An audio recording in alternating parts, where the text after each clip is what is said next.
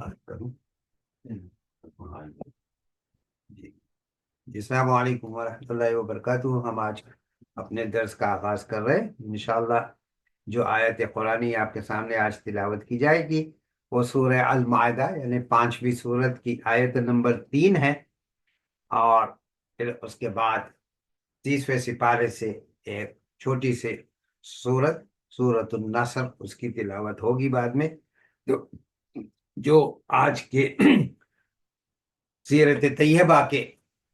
بیان کے مناسبت سے انشاءاللہ اس کو پڑھا جائے گا، اور پھر اس کا ترجمہ ان آیات کا بیان کیا جائے گا۔ اعوذ باللہ من الشیطان الرجیم، بسم اللہ الرحمن الرحیم۔ حرمت علیکم المیتۃ والدم ولحم الخنزیر وما احل لغیر اللہ به والمنقنقة والموقوذة والمتردية والنتيحة وما أكل السبع إلا ما زكيتم وما ذبح على النصب وأن تستقسموا بالأزلام ذلكم فسق اليوم يئس الذين كفروا من دينكم فلا تخشوهم واخشوني اليوم أكملت لكم دينكم وأتممت عليكم نعمتي ورضيت لكم الإسلام دينا فمن اضطر في مخمصة غير متجانف لإثم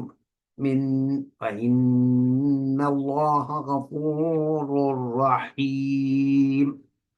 صدق الله مولانا العظيم وصدق رسوله النبي الكريم اما بعد۔ اس آیت کریمہ میں اللہ رب العزت کا ارشاد باری تعالی ہے، تم پر حرام کیا گیا مردار اور خون اور سور کا گوشت یعنی خنزیر، اور وہ جانور جو اللہ کے سوا کسی اور نام پر ذبح کیا گیا ہو، اور وہ جو مر گیا ہو گلا گھوٹنے سے یا چوٹ سے یا اونچائی سے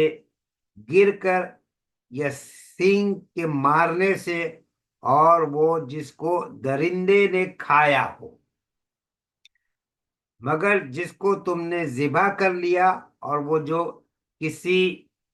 تھان پر ذبح کیا گیا ہو، اور یہ کہ تقسیم کرو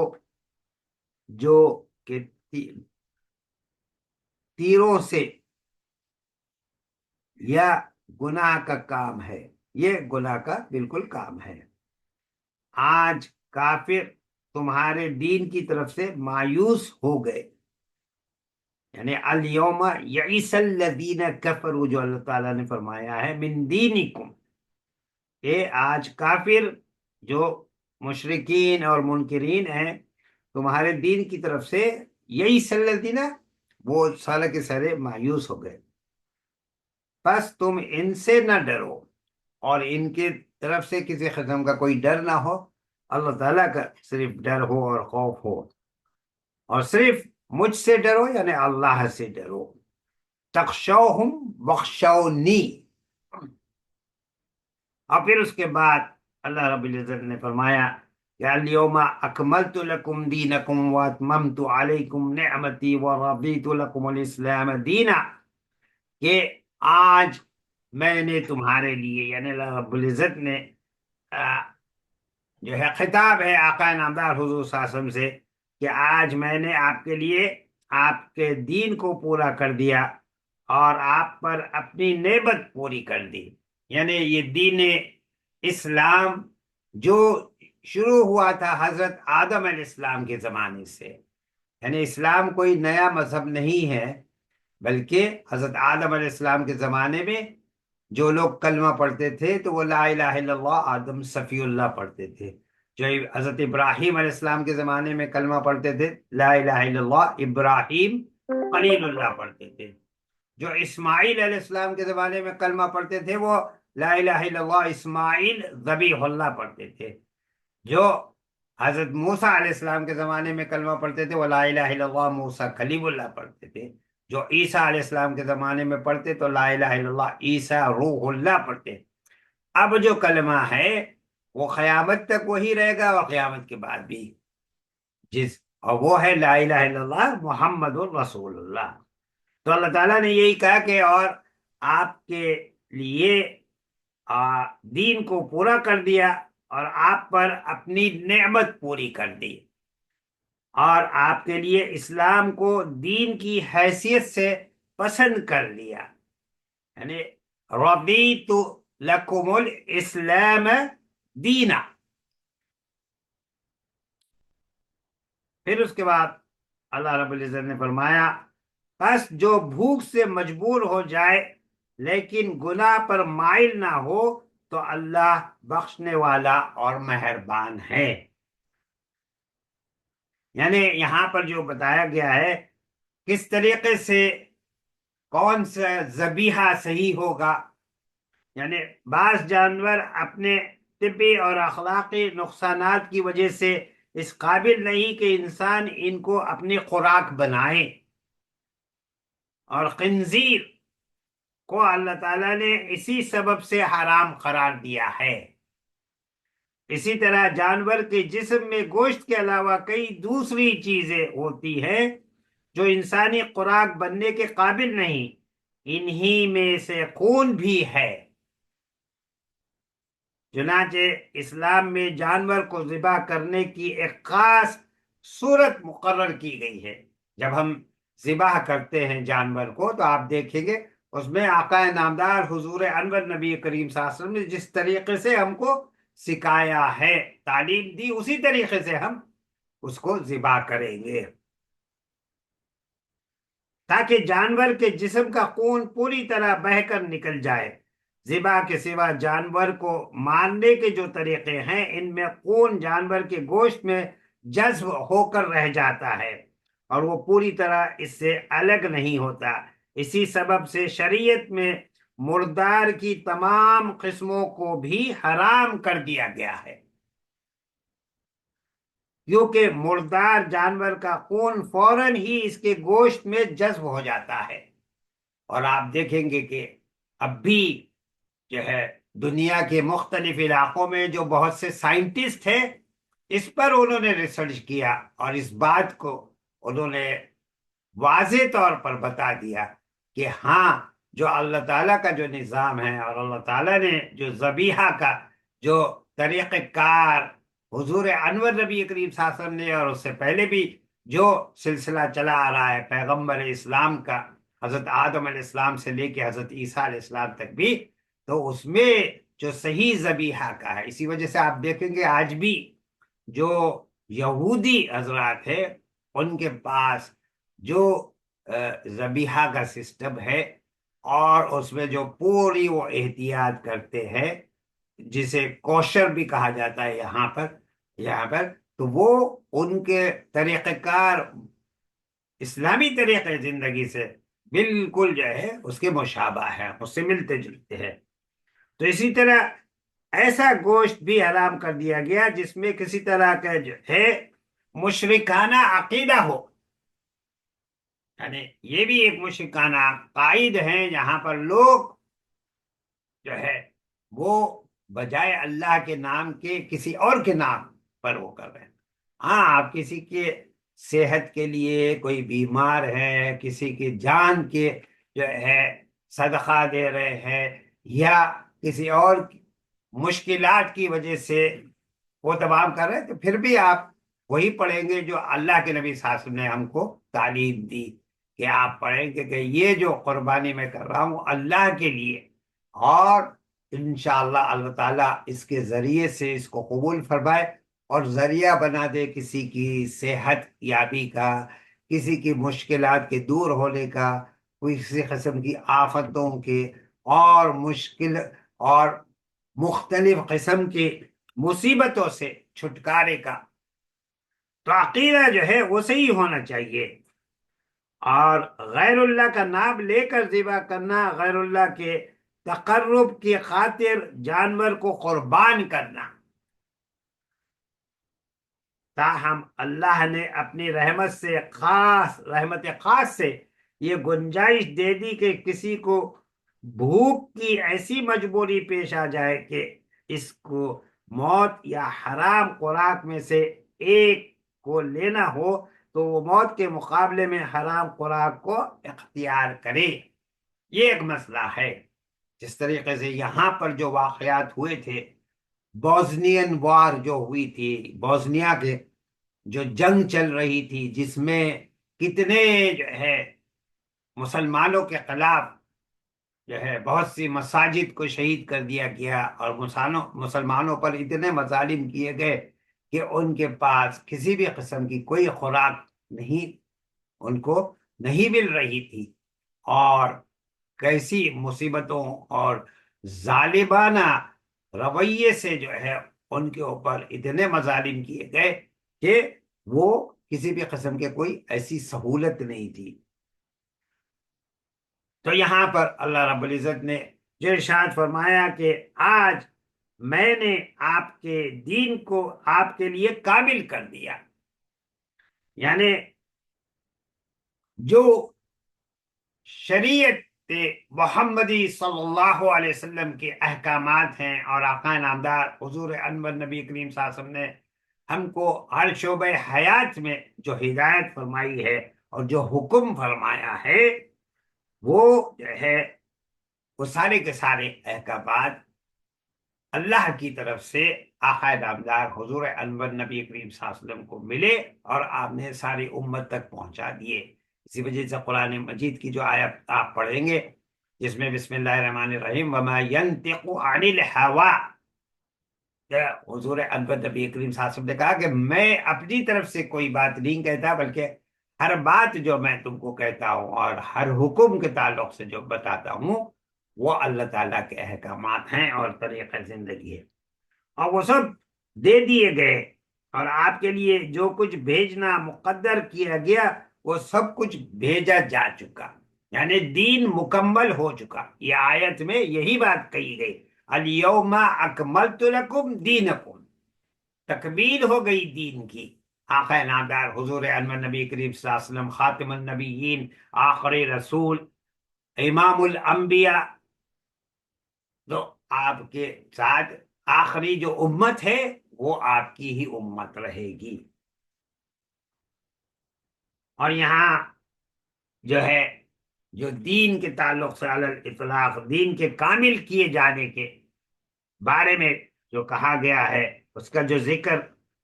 بلکہ یہاں پر یہ ہے امت محمدی صلی اللہ علیہ وسلم پر جو قرآن کا نزول ہوا، جو آخری کتاب ہے قرآن مجید، اور اس کے پورے ہونے کا اعلان، یعنی ہر آیت کا 6666 آیتیں یا 6647 آیات، یہ جو ہے سب کی سب اللہ تعالیٰ کا جو کلام ہے، جس کا نزول آقا نامدار حضور انور نبی کریم صلی اللہ علیہ وسلم پر ہوا، اور اس کو لانے والے حضرت جبریل علیہ السلام تھے۔ اور جب یہ نزول قرآن ہوتا، آیات قرآنی، تو اس وقت ایک نہیں دو نہیں، الحمدللہ اس وقت کے 9 کاتب وحی تھے، 9 صحابہ کرام ایسے تھے جو پورے اللہ کے نبی صلی اللہ علیہ وسلم جیسے ارشاد فرماتے ویسا اس کو لکھتے جاتے۔ اسی وجہ سے قرآن مجید جو آپ کو اس وقت بھی ہم جو پڑھ رہے ہیں، تو ہر آیت کا نمبر اللہ کے نبی صلی اللہ علیہ وسلم نے فرمایا، ہر سورت کا نمبر اللہ کے نبی صلی اللہ علیہ وسلم نے اس کی نشاندہی کی۔ تو یہ تمام کے تمام جو ہے اسی طریقے سے اس کا نزول ہوا، اور یہ نزول کی تکمیل کا ذکر ہے، نہ کہ دین کی تکمیل کا۔ اس لیے الفاظ یہ نہیں ہے کہ آج میں نے دین کو کامل کر دیا، بلکہ یہ فرمایا کہ آج میں نے آپ کے لیے جو ہے آپ کے لیے کامل کر دیا ہے۔ حقیقت یہ ہے کہ اللہ کا دین ہر زمانے میں اپنی کامل صورت میں انسان کو دیا گیا ہے۔ اللہ نے کبھی ناقص دین انسان کے پاس نہیں بھیجا، یعنی حضرت آدم علیہ السلام سے جو سلسلہ دین الہی کا شروع ہوا تھا وہ چلتا رہا، یہاں تک کہ آقا نامدار حضور انور نبی کریم صلی اللہ علیہ وسلم جو خاتم النبیین ہیں، آخری رسول ہے، امام الانبیاء ہیں، معراج النبی صلی اللہ علیہ وسلم کا بھی جو واقعہ ہے، تو آپ اس سے بھی آپ کو اس بات کا اندازہ ہوگا کہ اس کے بعد ضرورت ہی نہیں ہے کہ اور مزید کسی اور بات کے لیے کوئی اور کسی اور پیغمبر کو بھیجا جائے، اس وجہ سے اس کو بتا دیا گیا ہے۔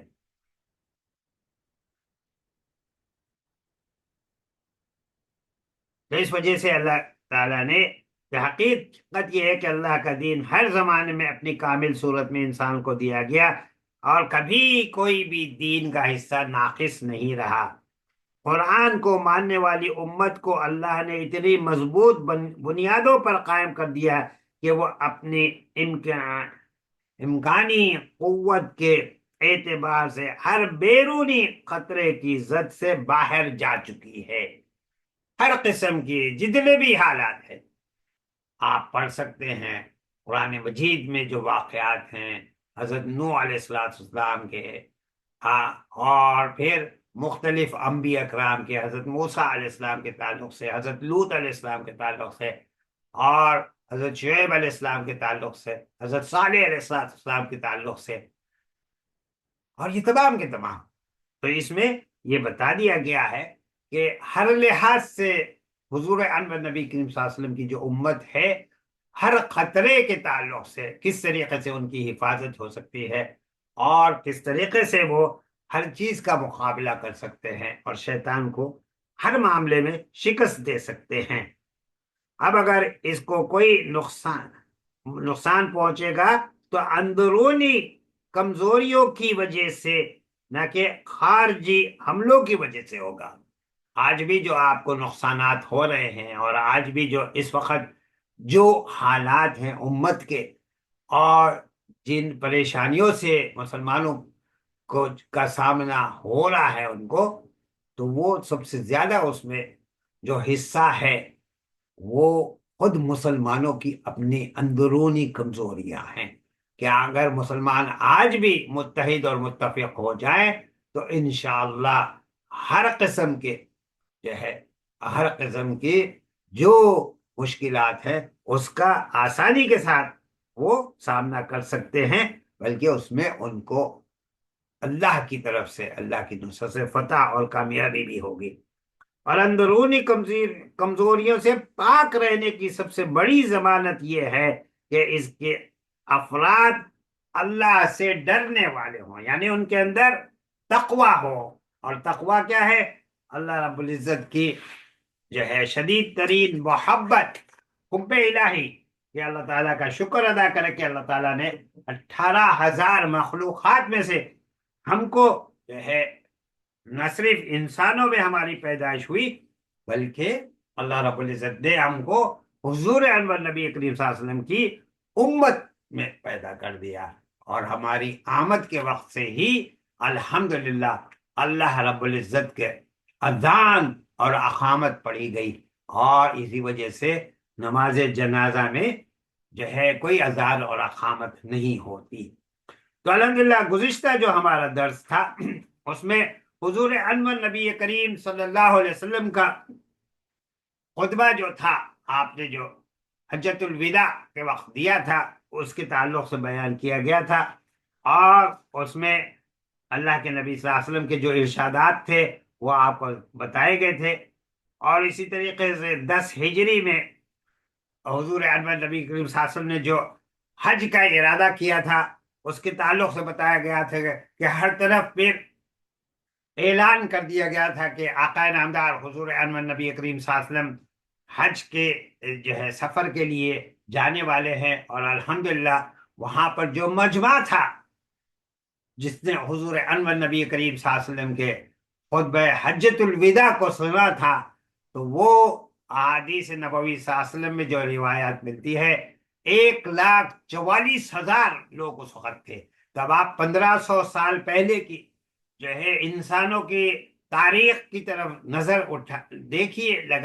اٹھائیے اور دیکھیے، اور اس کی معلومات کریں گے تو آپ کو پتہ چلے گا کہ اس وقت کے جو دنیا کے اس وقت کے جتنی پاپولیشن تھی، یعنی آبادی تھی، اس لحاظ سے یہ ایک بہت ہی کثیر التعداد مجمع تھا الحمدللہ۔ اور پھر اللہ کے نبی صلی اللہ علیہ وسلم نے، یعنی بعض روایت میں 1,24,000، پھر بعض میں 1,44,000 آیا ہے۔ اور پھر حج کے تعلق سے آپ کو بتایا گیا کہ یہ اسلام کا 5واں رکن ہے، اور اس کے احکامات کے تعلق سے، اور پھر عدی بن حاتم کے تعلق سے جو تھے رضی اللہ تعالیٰ عنہ، کس طریقے سے انہوں نے اسلام قبول کیا، اور ان کے جو ہے اس سے قبل جو ہے 9 ہجری کے واقعات، اور پھر حضرت عمر بن عاص رضی اللہ تعالیٰ عنہ کا 8 ہجری میں اسلام کا لانا، اور خالد بن ولید رضی اللہ تعالیٰ عنہ کا جو ہے 8 ہجری میں اسلام کا لانا، اس کے تعلق سے بیان کیا گیا تھا۔ تو آج جو آیات قرآنی میں نے آپ کے سامنے تلاوت کی تھی، یہ حضور انور نبی کریم صلی اللہ علیہ وسلم کے جو ہے خطبہ حجۃ الوداع کے تعلق سے ہے۔ یعنی اس خطبہ نبوی صلی اللہ علیہ وسلم کو پڑھے، غور سے پڑھے، کیونکہ اللہ کے نبی صلی اللہ علیہ وسلم نے جو احکامات ہم کو اس میں عطا فرمائے ہیں، آپ نے کے ارشادات مبارک کے ذریعے سے جو ہدایات ساری امت کے لیے قیامت تک کے لیے جو آپ نے ہم کو ہدایت فرمائی، اگر اس پر عمل ہو تو انشاءاللہ مسلمانوں کے اندر آج بھی بہت اچھے طریقے سے ایک تبدیلی آ سکتی ہے۔ اور ذرا تفکر اور تدبر سے پڑھیں، یعنی اور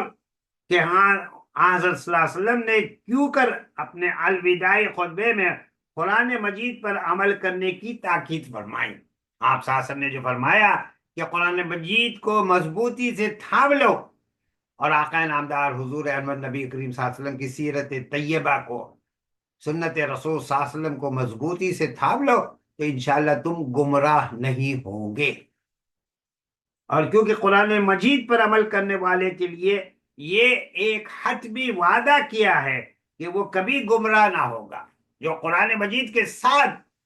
جڑا رہے گا انشاءاللہ، وہ انشاءاللہ کبھی بھی جو ہے گمراہی کی طرف نہیں جائے گا۔ اسی وجہ سے حضرت عثمان غنی رضی اللہ تعالیٰ عنہ حضور انور نبی کریم صلی اللہ علیہ وسلم کے جو ہے داماد اور جو ہے خلیفہ جو تھے تیسرے، حضرت عثمان غنی رضی اللہ تعالیٰ عنہ، انہوں نے جو احادیث نبوی صلی اللہ علیہ وسلم روایت کی ہے، ان میں سے ایک حدیث یہ ہے، خیرکم من تعلم القرآن وعلمہ، کہ تم میں سب سے بہترین وہ ہے جو قرآن مجید کو پڑھے، سمجھے، اور قرآن مجید کے جو ہے اس کے جو احکامات الہی کا پرچار کرے اور اس کی تبلیغ کا کام کرے۔ کیونکہ مسلمانوں کے باہمی حقوق، جان اور مال اور عزت کو محفوظ فرمایا ہے، ان کی حفاظت ہر اسلامی مملکت کے اوپر یہ لازمی ہے کہ وہاں پر رہنے والے جتنے بھی لوگ ہیں، ان کی جان، مال اور عزت کی حفاظت رہے، اور انشاءاللہ اس کے ذریعے سے لوگوں کے لیے بہت سے سہولتیں ہوں گی، اور ان کے لیے بہت سے اور دوسرے دیگر جو ان کے مراحل ہیں اور مشکلات ہیں، اس کا حل نکالا جائے گا۔ پھر اس کے بعد جو اللہ کے نبی صلی اللہ علیہ وسلم نے فرمایا کہ اپنے جو بیویوں کے حقوق ہیں، اس پر نہایت مستحکم قسم کے الفاظ اللہ کے نبی صلی اللہ علیہ وسلم نے ارشاد فرمائے تھے۔ آپ صلی اللہ علیہ وسلم نے کہا تھا کہ ہر قسم کی جاہلیت کو دور کرو، اور یاد رکھو کہ تم پر ہر ایک کا خون جو ہے وہ حرام کیا گیا ہے، اور ایک دوسرے کے خون کے جو ہے پیاسے نہ رہو، بلکہ اتحاد اور اتفاق کے ساتھ رہنے والے بنو، اور اپنی بیویوں کے متعلق اللہ سے ڈرتے رہو، کیونکہ اللہ کے نام کی ذمہ داری سے تم نے ان کو بیوی بنایا۔ یعنی جو آپ معاہدہ کرتے ہیں، آیات قرآنی حضور انور نبی کریم صلی اللہ علیہ وسلم نے جو خطبہ نکاح میں آپ آیات قرآنی حضور انور نبی کریم صلی اللہ علیہ وسلم نے جو تلاوت فرمائی تھی، وہ کیا ہے؟ سورہ آل عمران کی ہے، آیت نمبر 102 ہے، جس میں اللہ کے نبی صلی اللہ علیہ وسلم نے یہ آیت قرآنی پڑھی اور اس کی تلاوت کی کہ یا ایھا الذین آمنوا اتقوا اللہ حق تقاتہ ولا تموتن الا وانتم مسلمون، اے ایمان والو، تم صحیح معنوں میں جو حق ہے کہ تم اسلام پر صحیح طریقے سے قائم رہو، اپنی زندگی کو گزارو، اور یاد رکھو کہ تم کو موت نہ آئے لیکن اس حالت میں کہ تم مسلمان ہو۔ تو یہ آیت قرآنی اللہ کے نبی صلی اللہ علیہ وسلم نے جو سورہ آل عمران کی ہے، تیسری جو سورت ہے، وہ نکاح کے خطبے میں تلاوت فرمائے۔ کیوں؟ کیونکہ اس میں دو بشارتیں ہیں، خوشخبریاں ہیں۔ ایک تو یہ کہ جو والدین، ماں اور باپ، جو جو شوہر اور بیوی ایک عرصہ پہلے اس نکاح کے کانٹریکٹ میں ایک ہوئے تھے، اور اللہ کی رحمت سے اور اللہ کے فضل سے تو اللہ تعالیٰ نے ان کو جو اولاد کی نعمت سے نوازا، اور مختلف جتنی بھی نعمتیں تھیں، فَبِأَيِّ آلَاءِ رَبِّكُمَا تُكَذِّبَانِ، کہ سورہ رحمان کی جو آیت ہے، یاد دہانی کے لیے کتنے دفعہ آپ پڑھتے ہیں کہ اللہ تعالیٰ کی کون سی نعمتوں کو تم جو ہے اس کا انکار کرو گے۔ تو گھریلو زندگی اور شوہر اور بیوی اور بچے، یہ سب جو ہے اللہ تعالیٰ کی بہت ہی عظیم ترین نعمتوں میں سے نعمتیں ہیں۔ اسی وجہ سے آقا نامدار حضور صلی اللہ علیہ وسلم نے فرمایا کہ دیکھو، والدین ایک اتنی بڑی نعمت ہے کہ اللہ تعالیٰ نے ان کے اندر جو محبت رکھی ہے اپنے اولاد کے لیے، کہ کبھی بھی کوئی بھی والد یا والدہ یہ نہیں کہیں گے یا سوچیں گے کہ ہمارے بچے ہم سے آگے کیسے نکل رہے ہیں، بلکہ وہ یہی دعا کریں گے، ہماری خواہش ہے کہ ہمارے بچے ہم سے بھی زیادہ اور ترقی کریں اور آگے بڑھتے رہیں۔ تو کسی بھی قسم کے کوئی حسد اور بغض اور کینہ، یہ عداوت، ان تمام جو ہے برائیوں سے الحمدللہ وہ پاک رہتے ہیں۔ تو یہاں اسی بات کو بتایا گیا۔ پھر دوسری بات یہ کہی گئی کہ جو لوگ کے شادی کے بندھن میں بن رہے ہیں، کہ یاد رکھو کہ تمہارے اندر کسی بھی قسم کی یہ شیطانی وسوسے نہ ہو آئے تمہارے اندر کہ میں شوہر ہوں تو میرا بڑا مرتبہ ہے، اور جو بیوی ہے اس کا جو ہے وہ جو ہے کم جو ہے درجہ ہے۔ تو ایسا نہیں ہے، بلکہ تم دونوں جو ہے، جو شراکت کی تمہاری جو زندگی ہے، دونوں مساوات کے لحاظ سے دونوں مساوی ہو، اس لحاظ سے ہر معاملے میں، اور ایک دوسرے کے ساتھ تم کو مشورہ کر کے زندگی کے ہر شعبے حیات میں آگے بڑھتے رہنا ہے۔ یہاں تک کہ اگر کوئی ایسی بات ہے جس میں کوئی فیصلہ کیا گیا، تو وہ اس میں اگر اس میں تم نہیں اتفاق کرتے ہو، پھر بھی اللہ تعالیٰ سے دعا کرو کہ اللہ تعالیٰ اس کے ذریعے سے رحمتیں کی بارش برپائے، تاکہ کسی بھی قسم کی کوئی نفرت تمہارے دل و دماغ میں کبھی نہ ہو۔ تو یہ آیت قرآنی۔ پھر دوسری آیت جو پڑھی جاتی ہے وہ کون سی ہے؟ وہ سورۃ النساء، یعنی تیسری سورت سورہ آل عمران، جو حضرت عیسیٰ علیہ السلام حضرت مریم علیہ السلام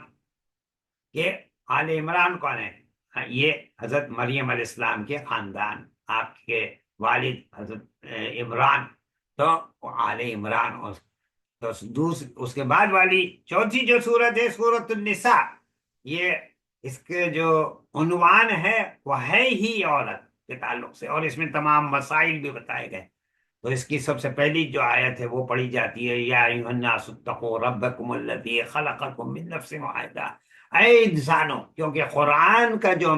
جو پیغام الہی ہے وہ ساری انسانیت کے لیے ہے۔ اس وجہ سے دین کی تبلیغ کا جو کام آج اس وقت جو بہت سی جگہوں پر نہیں ہو رہا ہے، وہ یہ ہے کہ آپ کو ہر ایک کو دین کی تبلیغ کا کام آپ کو یہ پہنچانا ہے، خواہ وہ کسی بھی مذہب سے تعلق رکھتا ہو، خواہ وہ کسی بھی مذہب کا ماننے والا ہو، آپ کو اپنی طرف سے جو ہے دین کی تبلیغ کا کام پھیلاتے رہنا ہے، اور اس کا سب سے اچھا طریقہ کار یہ ہے کہ آپ ایک اچھے مسلمان ہوں گے تو وہ خود ایک دین کی تبلیغ کا ذریعہ بنے گا۔ جو بھی آپ کو دیکھے گا کہ یہ تو سچائی میں سب سے سچا ہے، ہر قسم کے دھوکے بازی سے، ہر قسم کے جو ہے کینہ اور جو ہے بغض اور عداوت اور حسد اور یہ تمام بیماریوں سے پاک ہے، اور اخلاص نیت کے ساتھ اور حب الہی کے ساتھ اور حب رسول صلی اللہ علیہ وسلم کے ساتھ ہر عمل اللہ کی خوشنودی کے لیے اور اس پورے یقین کے ساتھ کر رہا ہے یا کر رہی ہے کہ ہر عمل ان کا لکھا جا رہا ہے، اور جو انشاءاللہ آئندہ والی زندگی میں ان کو جو ان کی کتاب دی جائے گی، اعمال کی اعمال نامہ جب دیا جائے گا، تو وہ قرآن مجید کی جو آیات ہے کہ اللہ تعالیٰ فرماتے ہیں کہ حیرت میں پڑ جائیں گے لوگ کہ کیسے چھوٹی چھوٹی سی بات، ہم نے چھوٹا سا جو عمل کیا تھا وہ بھی اس کتاب میں ہماری لکھا ہوا ہے۔ تو جو اس لحاظ سے تو یہ روزانہ 86,400 سیکنڈ جو ہم کو مل رہے ہیں اللہ کی طرف سے، جب ہم سانس لے رہے ہیں یہ بھی بہت بڑا اللہ کا کرم ہے، سانس چھوڑ رہے یہ بھی اللہ کے فضل ہے۔ تو یہ ایک ایک سیکنڈ کے مالک، خالق، رازق اللہ وحدہ لا شریک ہے۔ تو یہ جو آیت ہے یا ایھا الناس اتقوا ربکم الذی خلقکم من نفس واحدہ، اے انسانوں اس بات کی طرف جو ہے اپنی جو ہے ذمہ داری کا احساس کرو کہ تم کو اللہ تعالیٰ نے ایک جو ہے نفس واحد سے یعنی حضرت آدم علیہ السلام اور پھر ان کے ساتھ حضرت حوا علیہ السلام کے ذریعے سے اس انسانی سلسلے کو آگے بڑھایا ہے، اور آج بھی ہو رہا ہے اور آئندہ بھی ہوتا رہے گا قیامت تک۔ تو یہاں پر ربکم الذی خلقکم من نفس واحد وخلق منها زوجها، تمہارے ساتھی تمہارے شریک حیات بنایا گیا تمہارے، وبث منہما رجالا کثیرا ونساء، اور پھر اس بث یا بث جو عربی میں استعمال ہوتا ہے اس کے معنی یہ ہے کہ لا تعداد، جس کی کوئی گنتی نہیں ہے، حضرت آدم علیہ السلام سے لے کے آج تک آپ دیکھ لیجئے کہ لاکھوں کروڑوں جو ہے اربوں کی تعداد میں لوگ اس دنیا میں آ رہے ہیں اور آتے رہیں گے اللہ کے فضل اور اللہ کے کرم سے، اور یہ سلسلہ جاری رہے گا۔ واتقوا اللہ الذی تساءلون بہ والارحام، تاکہ تم کو جو ایک لاہ عمل دیا گیا ہے زندگی کے گزارنے کا، اس کے ذریعے سے تم محبت کے ساتھ اور جو ہے اپنی زندگیوں کو آگے بڑھاؤ، کیونکہ شوہر کے اوپر جو ہے گھر کے جتنے بھی اخراجات ہیں اور مالی طور پر اس کی ذمہ داری شوہر پر ہے، اور بیوی کے اوپر جو ہے اس بات کی ذمہ داری ہے کہ جو اللہ تعالیٰ نے تم دونوں کو اپنے بچوں کی نعمت سے، لڑکا ہو یا لڑکی کسی بھی قسم کی کوئی تفریق نہیں ہے، ان کی تم کو دیکھ بھال، ان کی تعلیم، ان کی تربیت، اس وجہ سے ماں کو کہا مدرسہ ہے۔ مدرسہ کیا ہے؟ جہاں پر ہر چیز سکھائی جاتی ہے، ایک اچھا شہری بنایا جاتا ہے ہر لحاظ سے، ہر شعبہ حیات پہ۔ تو اس لحاظ سے یہاں پر یہ بتایا گیا واتقوا اللہ الذی تساءلون بہ والارحام، مگر یاد رکھو یہ تمہاری جو زندگی ہے یہ رحم پر مبنی ہے، کسی بھی قسم کی نفرت نہیں ہے، کسی بھی قسم کی جو ہے ایسی کوئی بات نہیں ہے، اور نہ ایسی کوئی شکایات ہے یا کسی قسم کا۔ بعض وقت ہوتا یہ ہے نا کہ ہمارے لوگ کہتے ہیں ہمارا ہی گھر ملا ہے ساری مصیبتوں کے لیے، کیا ہم کو ہی یہ اس طریقے سے جانا ہے یا ہمارے لیے؟ تو یہ ناشکری کے اور غلط الفاظ ہیں، اس سے آدمی کو پرہیز کرنا چاہیے اور اللہ تعالیٰ سے دعا کرنی چاہیے کہ ہر حال میں، جس حال میں بھی ہے، الحمدللہ علی کل حال، کہ اللہ تعالیٰ کا ہم شکر ادا کرتے ہیں، اور جب یہ بات ہوگی تو انشاءاللہ اس کا تعلق اللہ کے ساتھ مضبوط ہوگا، اور آقا نامدار حضور صلی اللہ علیہ وسلم کے ساتھ وہ محبت اور حب الہی کے ساتھ کہ انشاءاللہ وہ اس کو آگے بڑھاتی رہے گی۔ ان اللہ کان علیکم رقیبا، اور پھر اللہ تعالیٰ نے فرما دیا کہ جس طریقے سے تم جو ہے باہر جا رہے ہو اور ہر طرف جو آج ہم دیکھتے ہیں کہ معراج النبی صلی اللہ علیہ وسلم کے یہ سفر مبارک کہ آج آپ ساری نشانیاں دیکھ لیجئے کہ آپ کے پاس کمپیوٹر بھی ہے، آپ کے پاس موبائل فون بھی ہے، آپ کے پاس سی سی ٹی وی بھی ہے، ہر طرف کیمرے لگے ہوئے ہیں، کوئی آدمی کسی قسم کا کچھ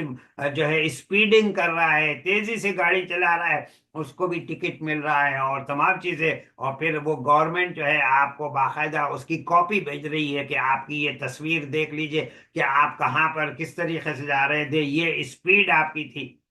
تو یہ کہاں سے آ رہا ہے؟ یہ دو فرشتے جو ہمارے کاندھے پہ بیٹھے ہوئے ہیں اور سب لکھ رہے ہیں،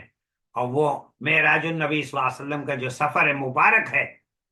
کہ اللہ کے نبی صلی اللہ علیہ وسلم کے معراج کے سفر سے لے کے آج تک آپ دیکھ لیجئے کہ ہر شعبہ حیات میں الحمدللہ ہر قسم کی ترقیاں آگے بڑھتی جا رہی ہے۔ اللہ کے نبی صلی اللہ علیہ وسلم کے جو ہے آمد سے لے کے آپ صلی اللہ علیہ وسلم نے یہی کہا تھا کہ کس طریقے سے آپ احادیث نبوی صلی اللہ علیہ وسلم پڑھیں گے تو پتہ چلے گا کہ دنیا چھوٹی ہوتی چلی جائے گی اور کس طریقے سے کیسی ترقیاں ہوتی جائیں گی، اور یہ بھی بتایا کہ کس طریقے سے لوگ دین سے دور بھی ہوتے جائیں گے، اور یہ تمام چیزیں تو اس کے تعلق سے تو یہاں اسی کو بتایا۔ وَاتَّقُوا اللَّهَ الَّذِي تَسَاءَلُونَ بِهِ وَالْأَرْحَامَ، اور یاد رکھو کہ رحم والا تمہارا رشتہ ہے، اسی وجہ سے ماں کے لیے کیا ہے، اس کو رحم رحمیم، اللہ کے نام کا ایک حصہ جو ہے ماں کو، یہ ایک جو ہے بڑی نعمت عطا فرمائی اللہ تعالیٰ نے جو ہے، تو اس کے لحاظ سے یعنی محبت کا رشتہ ہے۔ اسی وجہ سے آقا نامدار حضور صلی اللہ علیہ وسلم نے فرمایا تھا کہ جو محبت اپنی اولاد کے لیے جو ہے اللہ تعالیٰ نے والدین کے لیے دی ہے، وہ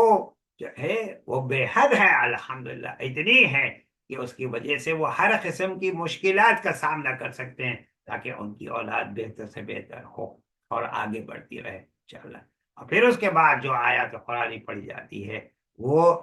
33 نمبر کی جو سورت ہے سورت الاحزاب، اس کی آیت نمبر 70 اور 71 پڑھی جاتی ہے، جس میں اللہ کے نبی صلی اللہ علیہ وسلم نے پھر ایک فارمولا بتایا زندگی کے، اپنی زندگی کو کیسے بہتر کر سکتے ہیں، شوہر اور بیوی کے جو شورا قائم کی گئی ہے دونوں کے درمیان میں، کہ یہ کیسے آگے بڑھتی رہے گی۔ شورا سسٹم جو ہے آپ کا گھریلو جو سسٹم ہے وہ ایک خلافت کا سسٹم ہے، آپ کے ہر گھر میں خلافت ہے، تو وہ کیسے آپ اس کو اپنی خلافت کو چلائیں گے، اور اللہ تعالیٰ نے جو آپ کو یہ شورا سسٹم دیا ہے، آپس میں مشورہ کرتے ہوئے کس طریقے سے آپ اپنے گھریلو معاملات کو آگے بڑھاتے رہیں گے اور اس میں ترقیاں ہوتی رہیں گی، آپ کے بچوں اور بچیوں میں یا لڑکے اور لڑکیوں میں، اور ہر ایک خوشحال زندگی گزار سکے گا، یا اگر مشکلات کا سامنا کرنا پڑا تو کوئی بھی نروس نہیں ہوگا، نہ ہی ایسے الفاظ کا استعمال کرے گا جس سے ناشکری ہو، یا بعض وقت یہ بھی ایسے الفاظ لوگ جو ہے غلطی سے استعمال کر جاتے ہیں کہ جس سے وہ دین سے بھی باہر ہو جاتے ہیں، تو یہ اس کی بہت احتیاط کی۔ اللہ تعالیٰ نے فرمایا یا ایھا الذین آمنوا اتقوا اللہ قولوا قولا سدیدا، کہ تم نکاح کے اس بندھن میں جو بندھے ہو تو یاد رکھو سب سے پہلی تمہاری ذمہ داری میاں بیوی کے درمیان، شوہر اور بیوی کے درمیان یہ ہے کہ جب بھی ایک دوسرے سے بات کرو تو سچائی پر مبنی ہو، کوئی چیز کسی کے ساتھ کوئی چھپائے نہیں، ہر چیز سچائی پر مبنی ہو۔ جب آپ کو اس بات کا احساس ہوگا کہ میرا ہر عمل ہر قول لکھا جا رہا ہے، یہ فرشتے لکھ رہے ہیں، تو آپ کبھی بھی جھوٹ کی طرف جائیں گے ہی نہیں، نہ ہی جھوٹ کو جو ہے اپنائیں گے آپ کسی بھی لحاظ سے، تو اس سے آپ بچتے رہیں گے ہر لحاظ سے، اور سچائی کا دامن آپ جب تھامیں گے تو انشاءاللہ کتنی مشکلات کیوں نہ ہو آپ کے اندر وہ راحت ہوگی، وہ سکون ہوگا کہ الحمدللہ، آپ کہیں گے کہ الحمدللہ اس سچائی کی وجہ سے الحمدللہ جو مشکلات کا سامنا مجھے کرنا پڑ رہا ہے اس میں بھی میرے لیے راحت ہے اور ایک سکون ہے اللہ کے فضل سے اور اللہ کے کرم سے۔ تو یہ شوہر اور بیوی کو بتایا جا رہا ہے کہ کسی بھی وقت اپنے زندگی میں پن، بڑا پن اور اونچائی یا نیچائی، بڑا درجہ اور کم درجے والی بات نہ ہو، بلکہ تم دونوں جو ہے کہ جو زندگی ہے وہ رحم پر ہے، ایک دوسرے کے ساتھ محبت کا جو رشتہ ہے۔ لا یرحم اللہ من لا یرحم الناس، اللہ کے نبی صلی اللہ علیہ وسلم نے فرمایا اللہ کی رحمتوں کی بارش ان پر نہیں ہوتی جو سارے انسانوں کے ساتھ رحم والا معاملہ نہیں کرتے۔ تو یہاں پر جو شوہر اور بیوی کا جو رشتہ ہے وہ ایک اہم ترین رشتہ ہے، جو ایک اللہ کی بہت بڑی نعمت ہے۔ تو اس کے تعلق سے اور پھر اس کے بعد جو دوسری آیت ہے وہ کیا ہے؟ یصلح لکم اعمالکم ویغفر لکم ذنوبکم ومن یطع اللہ ورسولہ فقد فاز فوزا عظیما۔ اور پھر جب تم جو ہے اس کے ذریعے سے یہ سچائی پر تمہاری زندگی گزرے گی، تب پھر کیا ہوگا کہ اللہ تعالیٰ کی رحمتوں کی بارش ہوگی۔ یصلح لکم اعمالکم، تمہارے اندر خود اس بات کی خواہش پیدا ہوگی کہ میں نیکی کا کام کروں اور بدی سے بچتا رہوں، برائی سے بچتا رہوں۔ وَيَغْفِرْ لَكُمْ ذُنُوبَكُمْ، اور تم ہر وقت استغفار کرتے رہو گے اللہ کے حضور کہ اللہ میں نے جس طریقے سے بھی اللہ کی عبادت کی اور جو بھی 24 گھنٹے کی جو میری زندگی عبادت میں لکھی جا رہی ہے، ہر معاملے میں میرا وقت اپنے بیوی بچوں کے ساتھ گزر رہا ہے، میں نوکری پر جا رہا ہوں، میں اپنے کام کر رہا ہوں، حلال روزی کما رہا ہوں، اور میں رشتہ داروں سے ملاقات کر رہا ہوں اور دوست احباب سے مل رہا ہوں، مسجد میں 5 وقت کی نماز کے لیے حاضری ہو رہی ہے جس کا مقصد اتحاد اور اتفاق ہے، اور ہر ایک سے جو ہے ملنا جلنا ہے، اور ہر ایک کے تعلق سے جو ہے اگر کوئی نظر نہ آئے تو اللہ کے نبی صلی اللہ علیہ وسلم کی یہ سنت مبارکہ تھی کہ آپ صلی اللہ علیہ وسلم پوچھتے کہ یہ ساتھی کہاں ہیں، آج کیوں نہیں آئے مسجد میں؟ تو یہ ایک بھائی چارگی کا اور ہمدردی کا یہ جو ایک ماحول اسلامی طریقے زندگی میں ہے، تو یہاں اسی بات کو بتایا جا رہا ہے کہ یصلح لکم اعمالکم ویغفر لکم ذنوبکم۔ اللہ کے نبی صلی اللہ علیہ وسلم آپ صلی اللہ علیہ وسلم کو تو اللہ تعالیٰ نے چنا تھا، اور آپ آخری رسول، خاتم النبیین، امام الانبیاء، کہ آپ نے امامت فرمائی، اور آپ کے پیچھے جو ہے 1,23,999 جو ہے پیغمبر اسلام جو تھے انہوں نے نماز ادا کی، اور وہ نماز اس وقت اذان بھی جو دی گئی حضرت جبریل علیہ السلام نے دی تھی، معراج نبی صلی اللہ علیہ وسلم کا جو اسراء کا جو واقعہ ہے، تو آپ دیکھیں گے تو یہ تمام جو ہے اس بات کی طرف نشان رہی ہے کہ تمہارا جو نکاح والی جو تمہاری زندگی ہے وہ اللہ تعالیٰ نے اس کے اندر ہر قسم کی نفرتوں سے پاک کر کے ایک محبت کا ایسا رشتہ تمہارے اندر قائم کیا اپنے رحمت سے کہ انشاءاللہ وَاعْتَصِمُوا بِحَبْلِ اللَّهِ جَمِيعًا وَلَا تَفَرَّقُوا، کہ ہر تم اللہ کی رسی کو یعنی قرآن مجید کو مضبوطی سے پکڑ لو، تھام لو، اور اپنے میں تفرقہ نہ پیدا کرو کسی بھی قسم کا۔ تو یہ اللہ کا حکم ہے، اور اس پر انشاءاللہ اگر عمل، اور پھر حضور صلی اللہ علیہ وسلم استغفار کی ضرورت نہیں تھی، مگر اللہ کے نبی صلی اللہ علیہ وسلم نے امت کے لیے کیا فرمایا صحابہ کرام رضوان اللہ تعالیٰ علیہ مجمعین کو کہ تم کو پتا ہے میں روزانہ اللہ کے حضور 70 دفعہ جو ہے استغفار کرتا ہوں، استغفر اللہ ربی من کل ذنب، اور کئی قسم کے جو استغفار ہیں اللہ کے نبی صلی اللہ علیہ وسلم نے جو ہم کو سکھائے، استغفر اللہ ربی من کل ذنب یعنی ہر قسم کے گناہ سے، اذنبتہ عمدا جو جان بوجھ کے کر دیا ہے، خطا جو غلطی سے ہو گیا، سرن جو چھپا کے کیا گیا، علانیتن جو ظاہری طور پر کیا گیا، واتوب الیہ ہر چیز کی معافی مانگتا ہوں میں اللہ تعالیٰ سے، اللہ سے جو ہے۔ تو یہ ہے کہ استغفار، زیادہ سے زیادہ استغفار کا پڑھنا انشاءاللہ آپ کو اللہ کے قریب کرتا جائے گا، اور ہر قسم کے میں پن سے، بڑے پن سے، اور ہر قسم کے غرور اور تکبر سے آدمی پاک ہوگا، کیونکہ جہاں غرور اور تکبر ہوگا تو اللہ تعالیٰ نے فرمایا ہے کہ جہاں پر غرور اور تکبر کر کے آدمی مشرکانہ اعمال کی طرف چلا جاتا ہے، اور شرک ایسا جرم ہے، ایسا گناہ عظیم ہے جس کے تعلق سے جو سورۃ النساء میں نے پڑھی ہے اس میں ایک آیت اللہ تعالیٰ نے فرمائی ہے کہ چھوٹا ہو یا بڑا شرک کوئی بھی معافی اس کی نہیں ہوگی، تو ہر وقت ہر قسم کے شرک سے بچنا۔ تو یہاں پر اللہ تعالیٰ نے جو ہے یہی کہا کہ وَمَن يُطِعِ اللَّهَ وَرَسُولَهُ فَقَدْ فَازَ فَوْزًا عَظِيمًا، کہ یہ کب ہوگا؟ جبکہ مکمل طور پر تم اپنی زندگی کا ہر لمحہ اس بات کی دعا کرو کہ اللہ تعالیٰ یہ فرشتے میرا ہر لمحہ، ہر سیکنڈ، 86,400 سیکنڈ روزانہ کے یہ لکھیں کہ یہ بندہ یا بندی اللہ کے حکم کے مطابق اپنی زندگی گزار رہے ہیں، اور آقا نامدار حضور صلی اللہ علیہ وسلم کے طریقے کے مطابق گزار رہے ہیں۔ اور جو خواتین ہیں ان کے لیے امہات المومنین، ازواج مطہرات، جو ہماری امت کی مائیں ہیں، آقا نامدار حضور صلی اللہ علیہ وسلم کے ازواج مطہرات ہیں، آپ کی جو ہے دختر نیک اختر ہیں، آپ کی صاحبزادیاں ہیں ماشاءاللہ، اور اسی طریقے سے صحابہ کرام رضوان اللہ تعالی علیہم اجمعین کی جو ہے ازواج تھیں، بیویاں تھیں، اور ان کی لڑکیاں تھیں، یہ تمام حیات الصحابہ آپ جب پڑھیں گے تو آپ کو وہ سارے واقعات کے ذریعے سے انشاءاللہ وہ پتہ چلے گا کہ کس طریقے سے ایک عورت کو اسلامی طریقہ زندگی میں اپنی زندگی کو روزانے کے معاملات کو آگے بڑھانا چاہیے۔ تو اسی میں اللہ کے نبی صلی اللہ علیہ وسلم نے فرمایا کہ لوگوں اپنی بیویوں کے متعلق اللہ سے ڈرتے رہو، اللہ کے نام کی ذمہ داری سے تم نے ان کو بیوی بنایا، اور اللہ کے کلام سے تم نے جو ہے تم دونوں کو اللہ تعالیٰ نے ایک ایسے حلال رشتے میں باندھ دیا، اور تمہارا یار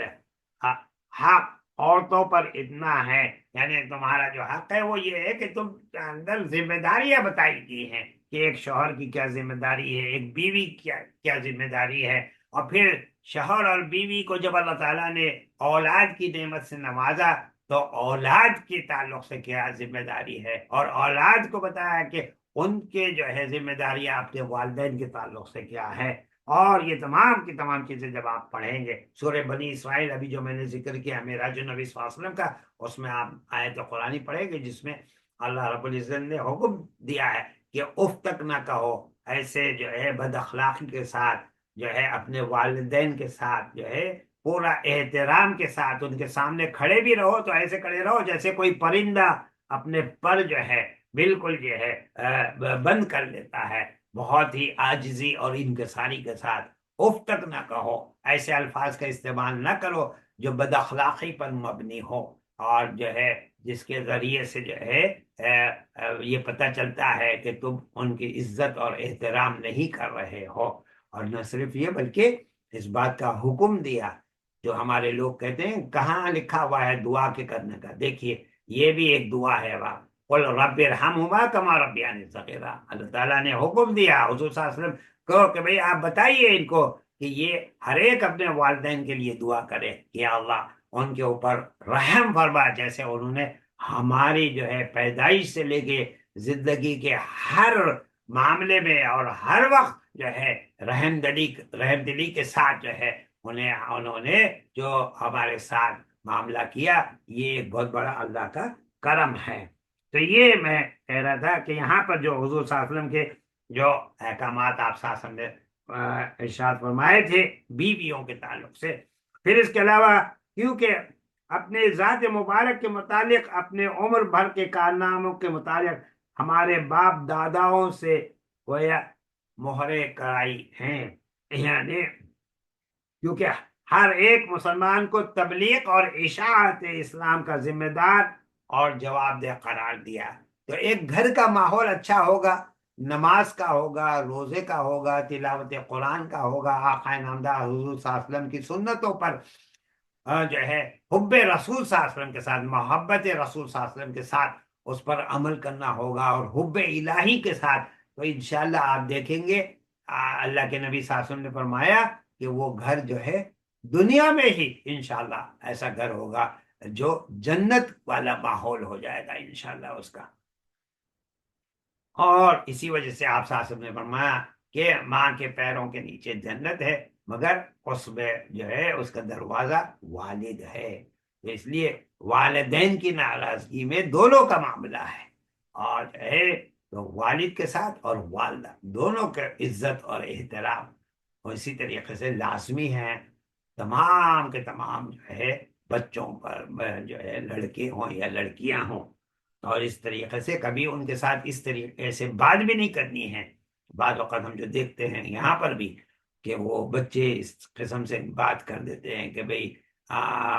کہ ڈیڈ آپ کلیور نہیں ہیں، یا مم آپ جو ہے کچھ سمجھتی نہیں ہیں، یا آپ جو ہے آپ کو پتہ نہیں ہے، اور اس ایسے بات چیت نہیں کرنا ہے۔ اسلامی طریقہ زندگی میں آپ کو بہت ہی ادب کے ساتھ اور اخلاق کے دائرے میں رہتے ہوئے اپنے والدین کو بتانا ہے، یہاں تک کہ اگر کسی ایسی بات کا آپ کو حکم کر رہے ہیں جو غلط ہے تو آپ ان سے کہیں گے کہ میں اس کام کو نہیں کروں گا، کیونکہ اس سے اللہ تعالیٰ کی بھی ناراضگی ہے اور اللہ کے نبی صلی اللہ علیہ وسلم کے طریقے کے خلاف ہے۔ اور یہی ہے وہ اصول اور احکام جن پر عمل کرنا مسلمانوں کو دنیا اور دین میں سربلند کر سکتا ہے، اور جن کا ترک عمل انہیں جو ہے اس دنیا میں بھی نقصان ہوگا، اور جو ہے وہ اس سے جو ہے بچاؤ نہیں ہوگا۔ تو اسی وجہ سے اللہ کے نبی صلی اللہ علیہ وسلم نے فرمایا کہ ایک جو سزا ہے جرم کی وہ اس دنیا میں بھی ملتی ہے، تو احادیث نبوی صلی اللہ علیہ وسلم میں، تو اس میں جو سزائیں اللہ کے نبی صلی اللہ علیہ وسلم نے فرمائی ہیں ان میں سے ایک یہ ہے کہ جو لڑکے اور لڑکیاں اپنے والدین کی نافرمانی کرتے ہیں ان کو اسی دنیا میں سزا بھی شروع ہو جاتی ہے۔ یہ حضور نبی کریم صلی اللہ علیہ وسلم کے ارشاد مبارک ہے۔ تو نبی کریم صلی اللہ علیہ وسلم جب اپنے اس خطبے سے فارغ ہوئے تو اسی جگہ پر یہ آیت کا نزول ہوا جو آپ کے سامنے میں نے آج پڑھی تھی کہ بسم اللہ الرحمن الرحیم الیوم اکملت لکم دینکم واتممت علیکم نعمتی ورضیت لکم الاسلام دینا، کہ آج اللہ تعالیٰ نے آپ کے لیے دین کو آپ کے لیے کامل کر دیا ہے اور آپ پر اپنی نعمت کو پورا کر دیا، اور اللہ نے آپ کے لیے اسلام کا دین ہونا پسند فرمایا۔ اور پھر یوم النحر یعنی قربانی کا جو دن تھا تو اس وقت اللہ کے نبی صلی اللہ علیہ وسلم نے جو اونٹ جو تھے ان کی جو قربانی کی گئی تھی کوئی 63 آپ نے اپنے ہاتھ مبارک سے دست مبارک سے ان کو جو ہے ذبح کیا، اور 37 ایسے تھے جو اونٹ جس کے لیے آپ نے حضرت علی مرتضی رضی اللہ تعالیٰ عنہ کو آپ نے اس کی ذمہ داری دی، اور جو ہے انہوں نے اس کو ذبح کیا حضور انور نبی کریم صلی اللہ علیہ وسلم کی طرف سے، اور یہ قربانی مینا پر کی گئی تھی۔ مینا میں جو علاقہ ہے، الحمدللہ جب میں پہلی دفعہ بھی حج پر گیا تھا تو اس وقت تو وہاں پر یہ پورا انتظام تھا، تو میں وہاں جا کر میں نے الحمدللہ یہ اللہ کا کرم تھا اور فضل تھا کہ میں نے خود وہاں پر قربانی اپنے ہاتھ سے کی تھی، اور وہاں ایک بڑا کثیر مجمع ہوتا ہے، لیکن کیونکہ دن بدن تعداد لوگوں کی بڑھتی چلی جا رہی ہے تو اس وجہ سے اب انہوں نے یہ طریقہ کار بنایا ہے کہ وہاں انہوں نے لوگوں کو وہاں پر ذمہ داریاں دے دی ہیں جو آپ کی طرف سے قربانی کرتے رہیں گے۔ اور جو حضرت ابراہیم علیہ السلام کے وقت سے قربان گاہ چلی آ رہی ہے، یعنی یہ جو مینا میں جو قربانی ہوتی ہے جہاں قربانی ہو رہی ہے یہ الحمدللہ، کیونکہ سب سے پہلے اللہ تعالیٰ کا گھر جس کی تعمیر ہوئی تھی تو حضرت آدم علیہ السلام نے کی تھی، اور پھر حضرت نوح علیہ السلام کے زمانے میں جب آپ کی جو نافرمان قوم تھی جس کے اوپر اللہ کا طرف سے عذاب الہی آیا تھا، اور اس وقت جو ہے ہر طرف کی جو عمارتیں تھیں ختم ہو گئی تھیں سیلاب سے، اور تمام اس کے بعد اللہ تعالیٰ نے جب حکم دیا تھا اور حضرت اسماعیل علیہ السلام اور حضرت بی بی حاجرہ رضی اللہ تعالیٰ عنہا کو حضرت ابراہیم علیہ السلام نے وہاں چھوڑا تھا، اور پھر اس کے بعد وہیں پر یہ جو ہے ان کی پرورش ہوتی رہی، اور زمزم کے تعلق سے آپ جو جانتے ہیں کہ وہیں پر جو ہے صفا اور مروہ کی پہاڑی پر حضرت بی بی حاجرہ رضی اللہ تعالیٰ عنہا جب وہاں پر جو ہے پانی کے لیے تلاش میں تھی، اور آپ ایک طرف سے دوسری طرف سے پھر واپس جو ہے دوڑ رہی تھی، تو وہ تمام تو آپ دیکھیں گے تو یہ حضرت ابراہیم علیہ السلام کے زمانے میں ہی، جب حضرت ابراہیم علیہ السلام آیا کرتے تھے، پھر اس کے بعد جو ہے جرہم، یمن کا ایک جو ہے قبیلہ تھا، جو پانی کی قلت کی وجہ سے، اور وہاں اور یمن میں ان کے پاس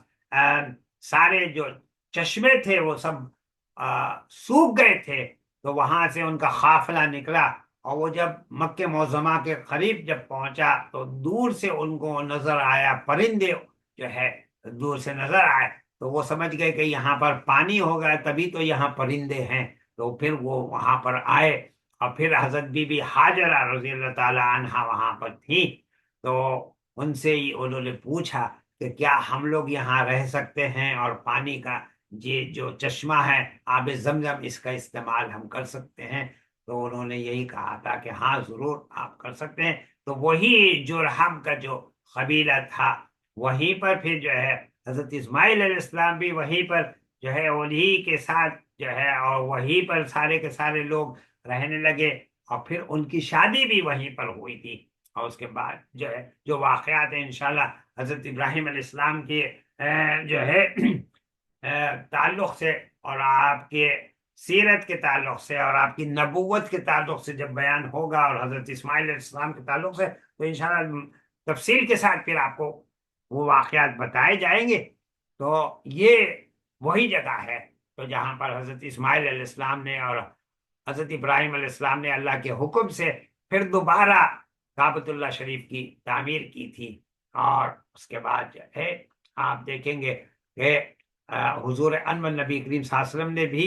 اللہ کے نبی صلی اللہ علیہ وسلم کے زمانے میں بھی اس کی مزید تعمیر ہوئی تھی، اور وہ سلسلہ جاری ہے۔ اللہ کے نبی صلی اللہ علیہ وسلم نے فرمایا کہ قیامت تک جو اللہ کے اس گھر کے جو ہے یہ وسعت بڑھتی چلی جائے گی،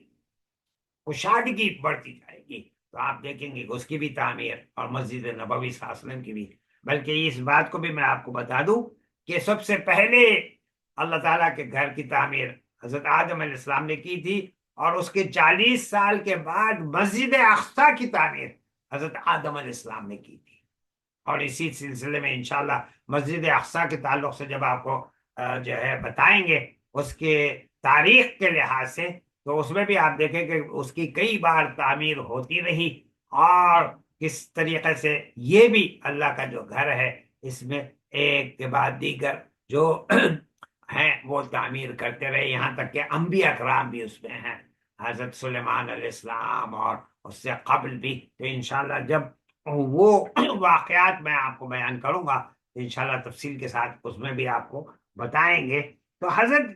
ابراہیم علیہ السلام کہ یہ جو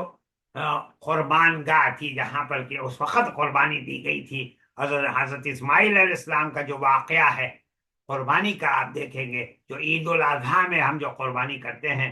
کہ اور اس کی جگہ دمبا جو ہے جنت سے اللہ تعالیٰ نے بھیجا تھا، اور حضرت ابراہیم علیہ السلام کو جو خواب 3 راتوں تک آتا رہا، جس کا ذکر انہوں نے اپنے صاحبزادے نیک جو ہے حضرت اسماعیل علیہ السلام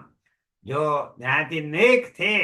اور دیکھیے کس طریقے سے تربیت ہوئی تھی ان کی، حضرت بی بی حاجرہ رضی اللہ تعالی عنہا جو والدہ، اور حضرت ابراہیم علیہ السلام کے ذریعے سے کہ انہوں نے یہ کہا کہ ابا جان اگر آپ خواب میں یہ دیکھ رہے ہیں کہ آپ مجھے ذبح کر رہے ہیں، میری قربانی ہو رہی ہے اللہ کے راستے میں اللہ کے لیے، تو ضرور آپ اس کے لیے اس عمل کو کر دیجئے۔ اور یہاں تک کہ جس وقت قربانی کا وقت آیا تھا تو انہوں نے یہ بھی کہا کہ اب بجان ایسا نہ ہو کہ آپ میری محبت میں چھری جو ہے آپ کے ہاتھ سے رک جائے، تو اس لیے آپ اپنے آنکھوں پر پٹی باندھ لیجئے تاکہ آپ مجھے بغیر دیکھے یہ قربانی کرتے رہیں۔ لیکن اللہ تعالیٰ نے حضرت جبرائیل علیہ السلام کے ذریعے سے وہاں جنت سے دمبا بھیجا، اور جب حضرت ابراہیم علیہ السلام چھری چلا رہے تھے، حضرت اس کے بعد جب دیکھا تو حضرت اسماعیل علیہ السلام تو ساتھ کھڑے ہوئے تھے ان کے، جب انہوں نے اپنی پٹی کھولی اور دیکھا تو یہ، اور پھر اس کا واقعہ پورا قرآن مجید میں ہے جو ہم سورۃ الحج میں آپ پڑھتے ہیں۔ اللہ تعالیٰ نے فرمایا بسم اللہ الرحمن الرحیم لن ينال اللہ لحومها ولا دماؤها ولكن يناله التقوى منكم كذلك سخرها لكم۔ کہ نہیں پہنچتی، ہرگز ہرگز نہیں پہنچتی کوئی تمہاری قربانی یا خون جو تم نے بہایا ہے، یہ گوشت اور یہ تمام. ہاں کیونکہ وہ سب ہی ہم جب قربانی کرتے ہیں تو بانٹ دیتے ہیں، کھاتے ہیں، سب ہمارے استعمال میں آتا ہے.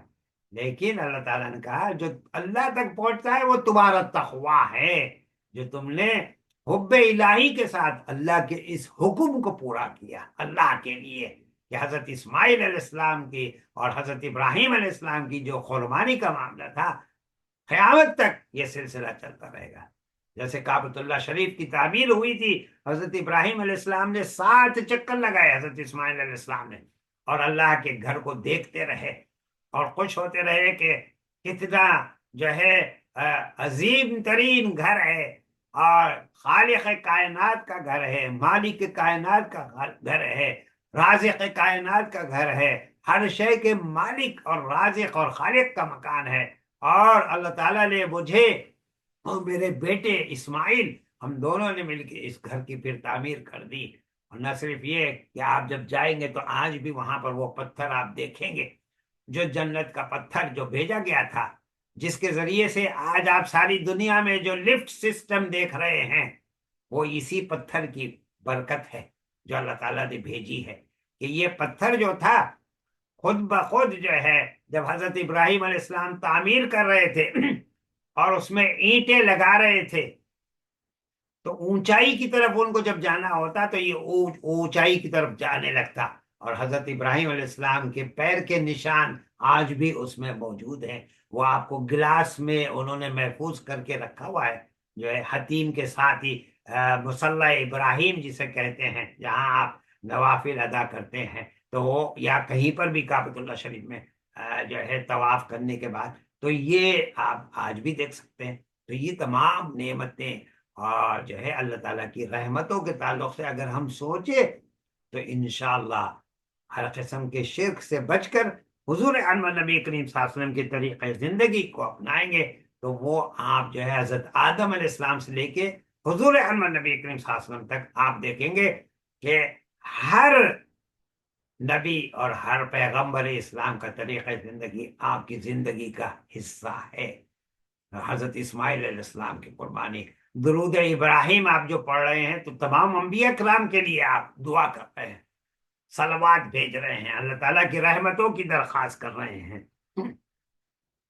آدم علیہ السلام سے لے کے حضرت عیسیٰ علیہ السلام تک. اور پھر حضور انور نبی کریم صلی اللہ علیہ وسلم کے لیے اللہم صلی علی محمد وعلی آل محمد. قیامت تک آپ آل محمد کون ہے؟ اس میں آپ کے جو ہے خاندان کے بھی لوگ ہیں، اور آل محمد میں وہ سب ہیں جو کلمہ لا الہ الا اللہ محمد رسول اللہ پڑھ کر حضور انور نبی کریم صلی اللہ علیہ وسلم کی امت میں شامل ہو رہے ہیں. تو یہ قربان گاہ جو چلی آ رہی ہے حضرت ابراہیم علیہ السلام کے زمانے سے، اور اس سے پہلے ظاہر ہے جو واقعات تھے وہ حضرت آدم علیہ السلام سے لے کے نوح علیہ السلام کے زمانے تک، اور پھر حضور صلی اللہ علیہ وسلم نے بیت اللہ میں آپ تشریف لائے، اللہ کے گھر میں تشریف لائے اور طواف اضافہ ادا کیا، اور پھر قربانی اور طواف میں سب نے حضور انور نبی کریم صلی اللہ علیہ وسلم کے ساتھ جو ہے اللہ کے نبی صلی اللہ علیہ وسلم کے ساتھ آپ کی اقتدا کی، اور ہزاروں اونٹ اور ہزاروں جو جانور تھے وہاں پر ان کی بھیڑیں جو تھی ان کی قربانی ہوئی. الحمدللہ حج سے حضور انور نبی کریم صلی اللہ علیہ وسلم کا مقصود شعائر اللہ، اللہ کی نشانی ہے حج. اور حضرت ابراہیم علیہ السلام اور حضرت اسماعیل علیہ السلام کے جو ہے جو اللہ تعالیٰ نے جس طریقے سے جو ہے کعبۃ اللہ شریف کی تعبیر ہوئی اور طواف ہوا، اور یہ تمام پھر سعی، اور یہ تمام جو ہے آپ دیکھیے کہ حضرت ابراہیم علیہ السلام، حضرت اسماعیل علیہ السلام، حضرت حاجرہ رضی اللہ تعالی عنہا، سعی جو ہم کرتے ہیں صفا اور مروہ پر، وہ کیا ہے؟ حضرت حاجرہ رضی اللہ تعالی عنہا جو آپ دوڑ رہی تھی دونوں پہاڑیوں کے درمیان میں، تو وہ، اور پھر خدا یعنی جو قربانی دی کا آہیا جو ہے وہ کفار کے جو مشرکانہ طریقہ کار تھے اس سے جو ہے الحمدللہ ان کی تمام رسومات کو ختم کر دیا گیا، اور توحید خالص لا الہ الا اللہ محمد رسول اللہ، یعنی لا الہ الا اللہ کیا ہے؟ پاسپورٹ ہے ہر ایک کے لیے، اور محمد رسول اللہ یہ ہمارا ویزا ہے، دوہری جو ہے شہریت کا، ڈوئل نیشنلٹی کا، ایک دنیا کی اور ایک آخرت کی انشاءاللہ۔ تو اس وجہ سے ہر ایک ہر وقت دعا کرتا رہے کہ اللہ تعالیٰ ہم کو بہت عمر طویل عطا فرمائے صحت کے ساتھ، اور جو ہے تاکہ ہم انشاءاللہ زیادہ سے زیادہ نیکیوں کے اعمال کرنے والے ہوں اور ہر قسم کی برائی سے بچنے والے ہوں۔ تو توحید خالص کا اعلان اور تعلیم اسلام کی اشاعت عامہ، یہ ساری دنیا میں دین کی تبلیغ کا کام۔ اب کیونکہ حضور انور نبی کریم صلی اللہ علیہ وسلم نے امت کو اس حج میں آخری جو تبلیغ فرمائی تھی، آپ نے کہا تھا آپ صلی اللہ علیہ وسلم کہ بلغوا انی ولو آیا، کہ جو یہاں موجود نہیں ہیں ان تک ہر ایک کی ذمہ داری ہے کہ اس دین کے پیغام الہی کو دوسروں تک پہنچاؤ، اور آقا نامدار حضور صلی اللہ علیہ وسلم کی سیرت طیبہ پر اپنی زندگی کا تمہارا لاہ عمل یہی ہو کہ ہر لحاظ سے اگر تم بات کرتے ہو تو پتہ چلے کہ تم حضور انور نبی کریم صلی اللہ علیہ وسلم کے امتی ہو، کسی بھی معاملہ ہو، معاملات میں وہ یہ پتہ چلے کہ تم آقا نامدار حضور صلی اللہ علیہ وسلم کے امتی ہو۔ اسی وجہ سے آقا نامدار حضور صلی اللہ علیہ وسلم نے فرمایا کہ عبادات تمہاری اس میں نکھار پیدا ہو سکتا ہے، بہتری پیدا ہو سکتی ہے اگر تمہارے معاملات صحیح ہو۔ 5 وقت کی نماز تو پڑھی جا رہی ہے، حج کے لیے بھی جا رہے ہیں، عمرے کے لیے بھی جا رہے ہیں، زکوٰۃ بھی دے رہے ہیں، صدقات بھی دے رہے ہیں، اور دیگر جتنے بھی نیکی کے کام ہیں سب کر رہے ہیں، لیکن جب معاملات کا معاملہ آتا ہے تو اس میں جو ہے معاملہ بہت ہی کمزور والا ہے، صفر ہے، یا بعض اوقات بہت ہی زیادہ اس میں کمزوری ہے۔ تو اس میں جو ہے اسی وجہ سے حضور احمد نبی کی صلی اللہ علیہ وسلم نے اس کی نشاندہی فرمائی منافقین کے طریقہ زندگی سے، کہ آیت المنافقی ثلاث، کے منافق کی 3 نشانیاں ہیں، اور پھر ایک جو مسلم شریف کی جو حدیث ہے اس میں اربعہ آپ نے 4 نشانیاں بتائی۔ وہ کیا؟ کہ وہ اذا حدث کذبا، کہ جب بھی بات کرتے ہیں تو جھوٹ بولتے ہیں، اور جب بھی ان کے ساتھ کوئی امانت ان کے پاس رکھائی جائے تو وہ اس میں خیانت کرتے ہیں، جب بھی کسی سے وعدہ کرتے ہیں تو وعدہ خلافی کرتے ہیں۔ اور مسلم شریف کی جو حدیث ہے اس میں کیا ہے کہ اگر چھوٹی سی بھی بات، ایسی بات ہو جو ہے اس کی جو ہے اس میں بات چیت کر کے معاملات کو سلجھایا جا سکتا ہے ایک اچھے طریقے سے، لیکن ان کا طریقہ کار یہ ہے کہ وہ ایک دم غصے میں آ جاتے ہیں، چیخ پکار کرنے لگتے ہیں، گالی گلوچ کرنے لگتے ہیں، تو یہ اسلامی طریقہ زندگی نہیں ہے۔ تو یہاں اسی بات کو بتایا گیا ہے کہ تم کو جو دین کی تبلیغ کرنا ہے اس پر عمل کرنا ہے، آقا نامدار حضور صلی اللہ علیہ وسلم کے طریقے کے مطابق کرنا ہے، اور اس لیے اس حج کا نام حجۃ البلاغ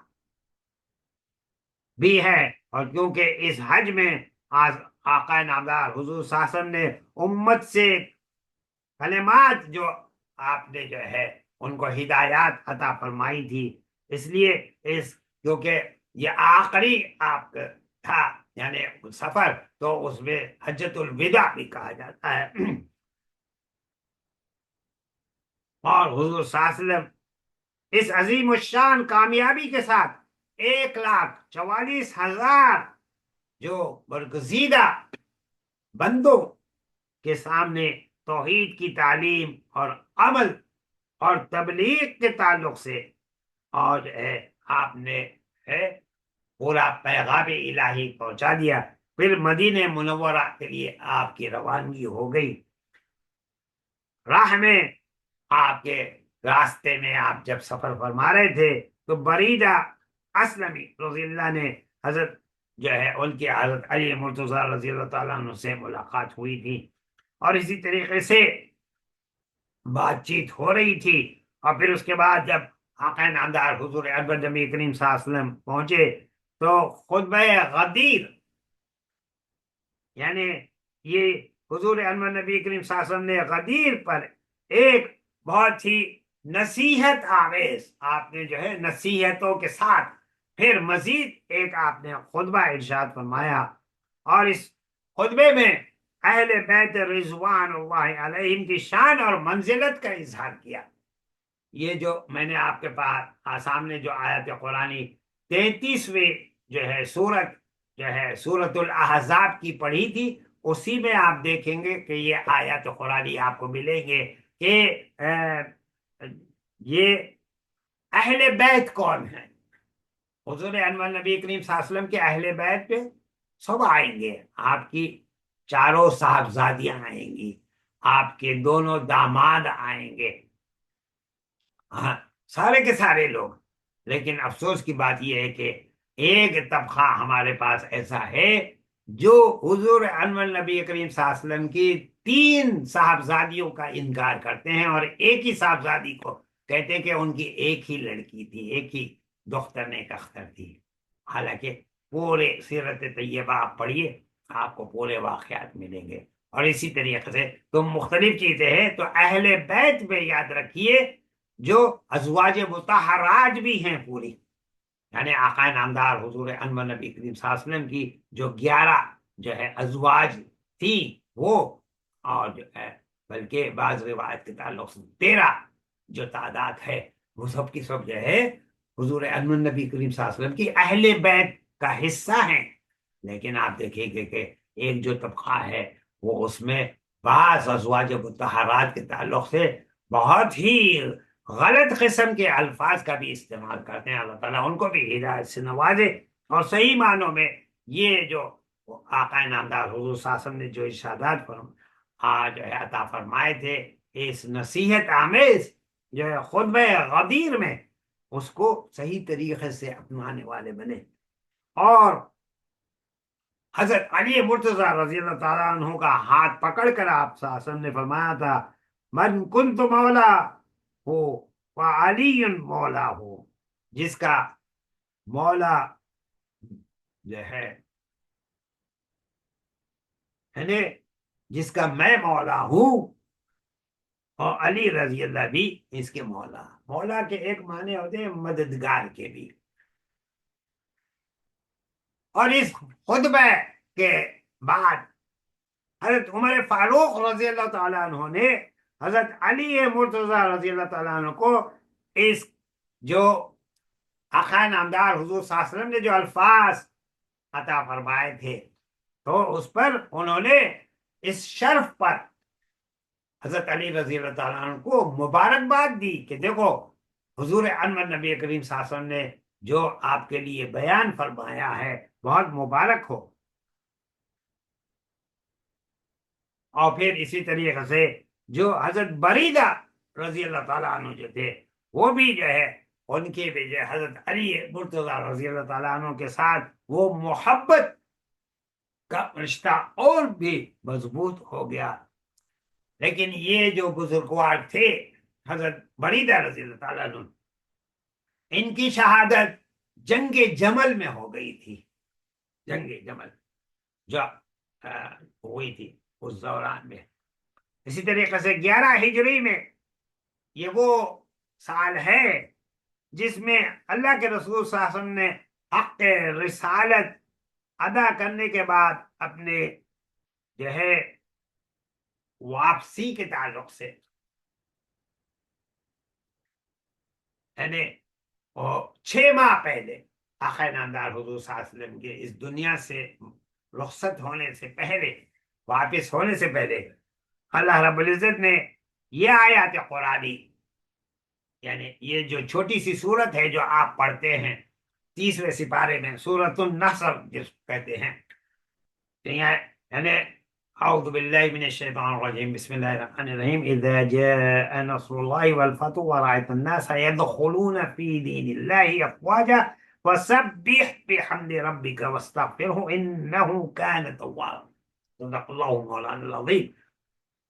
تو یہ آیات قرآنی کا نزول ہوا کہ جب اللہ کی مدد اور فتح پہنچ گئی، یعنی الحمدللہ اسلامی سلطنت قائم ہو گئی، اور نہ صرف یہ بلکہ آپ کو اس سے قبل میں نے جو تفصیل کے ساتھ بتایا ہے کہ کیسے ایک کے بعد دیگر وفود کا آنا اور حضور انور نبی کریم صلی اللہ علیہ وسلم کے ساتھ جو ہے دین کے تعلق سے اور دین الہی کے تعلق سے اور اسلام کے تعلق سے اور یہ جو آپ اس کی تبلیغ فرما رہے تھے اس کے تعلق سے کس طریقے سے وہ آتے تھے اور بات چیت کرتے تھے، یہاں تک کہ جو گزشتہ میں نے آپ کو واقعات سنائے اس میں یہ بھی بتایا تھا کہ عیسائیوں کا جو ایک بڑا ڈیلیگیشن آیا تھا، ان کا جو وفد آیا تھا، انہوں نے اپنے دوران گفتگو کہا تھا کہ ہم کو اپنے جو ہے عبادت کرنی ہے، تو آقا نامدار حضور صلی اللہ علیہ وسلم نے ان کو مسجد نبوی صلی اللہ علیہ وسلم میں کہا تھا ہاں کھڑے ہو کر تم عبادت کرتے رہو، اور صحابہ کرام رضوان اللہ تعالی علیہم اجمعین کافی جو ہے پریشان اور حیران ہو گئے تھے، تو اللہ کے نبی صلی اللہ علیہ وسلم نے جو ہے ان کو کہا تھا کہ نہیں، ان کو اپنی عبادت کرنے دو، نہ صرف یہ بلکہ وہ بعض روایتوں کے مطابق کئی ہفتوں تک وہاں پر ان کا قیام رہا اور کئی مہینوں تک، اور بعض میں جو ہے ان کے کئی سال کا بھی آتا ہے کہ وہ ایک پردہ لگا دیا گیا اور وہ اپنی عبادت کرتے تھے، اور پھر بعد میں جو ہے ان کی بات چیت اور سلسلہ وہ جاری رہتا تھا آقا نامدار حضور صلی اللہ علیہ وسلم کے ساتھ دین کے تعلق سے، اور الحمدللہ ظاہر ہے اس میں پھر زیادہ سے زیادہ پھر اللہ تعالیٰ نے ان کو اسلام کی دولت سے بھی نوازا۔ تو جب اللہ کی مدد اور فتح پہنچ گئی یعنی تو اور اللہ نے لوگوں کو فوج در فوج دین الہی میں داخل کر دیا، یدخلون داخل کر دیا اللہ تعالیٰ نے فی دین اللہ افواجا، ایک بڑی کثیر تعداد میں، یعنی فوج در فوج جو ہے، اور داخل ہوتے دیکھ لیا تو اب اللہ کی تحمید اور تسبیح کیجئے، یعنی اللہ تعالیٰ کی تعریف اور اللہ تعالیٰ کی تسبیح کریے، اب وہی ہے جو رجوع کرنے والا ہے، واستغفر اللہ انہ کان توابا۔ حضور انور نبی کریم صلی اللہ علیہ وسلم سمجھ گئے کہ اس سال جو ہے میری واپسی کا سال ہے، میں اس دنیا سے رخصت ہونے والا ہوں، اور اسی وجہ سے آپ دیکھیں گے جب آپ نے حج کا خطبہ ارشاد فرمایا تو اس میں یہی اللہ کے نبی صلی اللہ علیہ وسلم نے بھی یہ بات کہی تھی کہ ہو سکتا میں اس کے بعد پھر دوبارہ ہماری ایسی مجلس نہ ہو حج والی کہ میں یہاں موجود ہوں۔ تو آخری رمضان 10 ہجری میں حضور انور نبی کریم صلی اللہ علیہ وسلم نے جو ہے آپ کا معمول تھا کہ آپ 10 دن کا اعتکاف کیا کرتے تھے، لیکن آپ نے اس دفعہ جو ہے 20 دنوں کا اعتکاف کیا، 20 یوم کا اعتکاف فرمایا، حالانکہ ہر سال 10 دن کا اعتکاف فرمایا کرتے تھے۔ اور پھر اسی طریقے سے آپ نے اپنی پیاری بیٹی حضرت فاطمہ الزہرا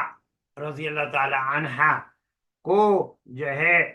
یہ بتایا کہ مجھے اپنی موت قریب معلوم ہوتی ہے، میری واپسی جو ہے لگتا ہے بہت جلد ہونے والی ہے، اور حجۃ الوداع کے مشہور خطبے میں حضور صلی اللہ علیہ وسلم نے امت سے فرما دیا تھا کہ میں ان قریب دنیا چھوڑنے والا ہوں۔ اور پھر شروع ماہ سفر 11 ہجری میں حضور انور نبی کریم صلی اللہ علیہ وسلم نے سفر آخرت کی تیاری بھی شروع کر دی۔ ایک روز حضور انور نبی کریم صلی اللہ علیہ وسلم احد کی پہاڑی پر آپ تشریف لے گئے، اور شہداء احد کے تعلق سے آپ نے وہاں پر دعا فرمائی، وہاں پر آپ نے نماز بھی ادا کی، اور وہاں سے واپس ہو کر آپ نے جو ہے ممبر رسول صلی اللہ علیہ وسلم پر جو ہے آپ نے پھر خطبہ دیا اور کہا لوگوں میں تم سے آگے جانے والا ہوں اور تمہاری شہادت دینے والا ہوں، اور واللہ اپنے حوض کو یعنی حوض کوثر کو جو آپ پڑھتے ہیں چھوٹی سی سورت جو ہے جس میں اللہ تعالیٰ نے فرمایا کہ بسم اللہ الرحمن الرحیم اِنَّا أَعْطَيْنَاكَ الْكَوْثَرَ فَصَلِّ لِرَبِّكَ وَانْحَرْ إِنَّ شَأْنِيَكَ هُوَ الْأَبْتَرُ۔ تو حوض کوثر کیا ہے؟ حوض کوثر وہ ہے انشاءاللہ اللہ تعالیٰ ہم سب کو بھی اس کے جو ہے جو ہے توفیق عطا فرمائے اپنی رحمت اور اپنے فضل سے، کہ قیامت کے دن اللہ کے نبی صلی اللہ علیہ وسلم کی دست مبارک سے آپ اس حوض کوثر سے پانی پلائیں گے، اور وہ جو ہے انشاءاللہ ہر قسم کی پیاس بجھ جائے گی اس سے، اور جو ہے اللہ تعالیٰ کی ایک رحمت کا وہ کرشمہ ہوگا اور قدرت کا کرشمہ ہوگا۔ تو اللہ تعالیٰ ہم سب کو بھی اس میں شامل فرمائے کہ ہم انشاءاللہ آقا نامدار حضور انور نبی کریم صلی اللہ علیہ وسلم کے دست مبارک سے جو ہے حوض کوثر پہ جو ہے ہم کو بھی وہ پانی ملے انشاءاللہ، اور ہم بھی وہ پانی پینے والے بن جائیں۔ تو اپنے حوض کو یعنی حوض کوثر کو یہاں سے دیکھ رہا ہوں، مجھے ممالک کے خزانوں کی کنجیاں دے دی گئی ہے۔ آج بھی جو مسلمانوں کے پاس جتنے ممالک ہیں اس کی اطلاع حضور انور نبی کریم صلی اللہ علیہ وسلم کو تھی، اور اللہ رب العزت نے بتا دیا تھا کہ دنیا کے کن کن جو ہے حصوں میں، جگہوں پر، علاقوں میں مسلمانوں کی حکومت ہوگی۔ اور آج بھی 60 یا بعد جو ہے 58 یا 60 اسلامی مملکتیں آپ کے پاس موجود ہیں الحمدللہ، اللہ کے فضل سے، اللہ کے کرم سے۔ تو اور بھی اس میں اضافہ ہوتا رہے گا انشاءاللہ، لیکن مسلمانوں کے لیے لبے فکریہ ہے کہ وہ صحیح دین کی تعلیم کی طرف اور دین کی تبلیغ کی طرف آئیں، اور انشاءاللہ جب ہمارے بیانات جو ہے اس سلسلے میں آگے ہوں گے قیامت کی نشانیوں کے تعلق سے، اور کس طریقے سے مسلمان جو ہے ایمانی لحاظ سے جو ہے ان کے لیے ضروری ہے کہ وہ اپنے مضبوطی کے ساتھ تقوی والی زندگی کو اپنائے، اور ہر قسم کے شیطنت سے اور برائی سے اور بہکاوے سے اس سے اپنے آپ کو اس کا بچاؤ کرے۔ تو آقا نامدار حضور صلی اللہ علیہ وسلم نے احادیث نبوی صلی اللہ علیہ وسلم کے ذریعے سے ہم کو، جس کو ہم کہتے ہیں آزمائشوں کا باب الفتن، انشاءاللہ جب اس کے تعلق سے ہم آپ کو بیان کریں گے تو آپ کو بتائیں گے انشاءاللہ اس سلسلے میں۔ تو بہرحال ہر وقت اس بات کی دعا کرنا ہے کہ ہم کو اللہ تعالیٰ دجال کے فتنے سے محفوظ فرمائے، اور ہر وقت ہمارے ایمان کی، اعمال کی، اقوال کی، زندگی کے ہر شعبہ حیات میں ہماری حفاظت فرمائے، تاکہ ہم صحیح معنوں میں حضور اکبر نبی صلی اللہ علیہ وسلم کی امتی بن کر اور اللہ کے صحیح بندگی کے ساتھ اپنے 24 گھنٹے کی زندگی گزارنے والے بنے۔ اور مجھے یہ ڈر نہیں رہا کہ تم میرے بعد مشرک ہو جاؤ گے، مگر ڈر یہ ہے کہ تمہارے اندر منافست نہ کرنے لگو۔ یعنی منافست کس کو کہتے ہیں؟ میم نون الف فا سین تا، یعنی ہر ایک اس بات کی کوشش میں ہے کہ میں کس طریقے سے اس کو پیچھے چھوڑ دو اور میں آگے نکل جاؤں۔ یہ یعنی یہ چیز جو ہے لوگوں کے اندر، یعنی حسد اور بغض اور کینہ، کہ اس کے پاس یہ سب کچھ کیوں ہے، یہ ایسا کیوں ہے، یہ تمام چیزیں آپ دیکھیں گے کتنے ایسے لوگ ہیں جو الحمدللہ جن کی 5 وقت کی نماز ہو رہی ہے، روزے بھی رکھ رہے ہیں پابندی سے، اور دین کی جو ہے الحمدللہ دینداری جو ان کے اندر ہے، تلاوت قرآن بھی ہو رہا ہے اور سب کچھ، لیکن آپ دیکھیں گے کہ ان کے جو الفاظ ہیں ان کے اندر ایک قسم کا حسد اور بغض جو ہے ابھر آتا ہے کہ ارے ان کے ساتھ یہ کیوں ہو رہا ہے، یہ ایسے کیوں ہیں، یہ ایسے کیوں ہیں، اور ہم کیوں ایسے ہیں۔ تو یہ جو ہے یہ منافست ہے، میم نون الف تا سین تا۔ اور اللہ تعالیٰ ہماری سب کی اس سے حفاظت فرمائے کہ ہم کبھی نہ سوچیں، بلکہ اگر آپ دیکھتے ہیں کہ کسی کے بچے جو ہے، لڑکے اور لڑکیاں ترقی کر رہے ہیں، دین پر قائم ہیں، دنیاوی لحاظ سے آگے بڑھ رہے ہیں، تو آپ کے اندر حسد اور بغض اور کینہ نہیں ہونا چاہیے۔ آپ کو یہ کہنا چاہیے الحمدللہ، یہ تو بہت خوشی کی بات ہے، اللہ تعالیٰ اور مزید ان کو ترقی عطا فرمائے۔ لیکن آج آپ دیکھیے کہ خاص کر منافقین، جو حضور صلی اللہ علیہ وسلم کی احادیث نبوی صلی اللہ علیہ وسلم جو 2 کا میں نے آپ کے سامنے ذکر کیا، بخاری شریف اور مسلم شریف کی، کیا ہے کہ ہمارے اندر یہ، اگر آپ کے اندر یہ بات پیدا ہو جائے کہ ان کے ساتھ یہ معاملہ کیوں ہو رہا ہے، تو وہ شیطانی وسوسہ ہے، اس سے اپنے آپ کو بچائیے گا اور اپنے آپ کو اس سے حفاظت کیجیے اپنے آپ کی۔ تو اس وجہ سے اللہ کے نبی صلی اللہ علیہ وسلم نے فرمایا کہ پھر آپ جو ہے جنت البقیع میں، آپ اپنے آدھی رات میں، اس وقت آپ کے ختم مبارک جو ہے وہ جنت البقیع میں آپ تشریف لائے، اور آپ نے جنت البقیع میں جتنے بھی وہاں مرحومین ہیں ان سب کے لیے آپ نے دعا فرمائی، اور پھر کہا ان بکم سلایقون، اور یہ جملہ آپ نے پڑھا کہ گویا ان کو ایک قسم کی خوشخبری دی کہ میں بھی جو ہے اس سفر کے اوپر جو ہے بہت جلد روانہ ہونے والا ہوں۔ پھر ایک روز مسلمانوں کو جمع فرمایا اور ارشاد فرمایا کہ آپ نے مرحباً مسلمانوں، اللہ تم کو اپنی رحمت میں رکھے، تمہاری جو ہے جتنی بھی دلی خواہشات ہیں اللہ تعالیٰ اس میں اس کو پورا فرمائے، اور ہر قسم کی غلط چیزوں سے تم کو دور فرما دے،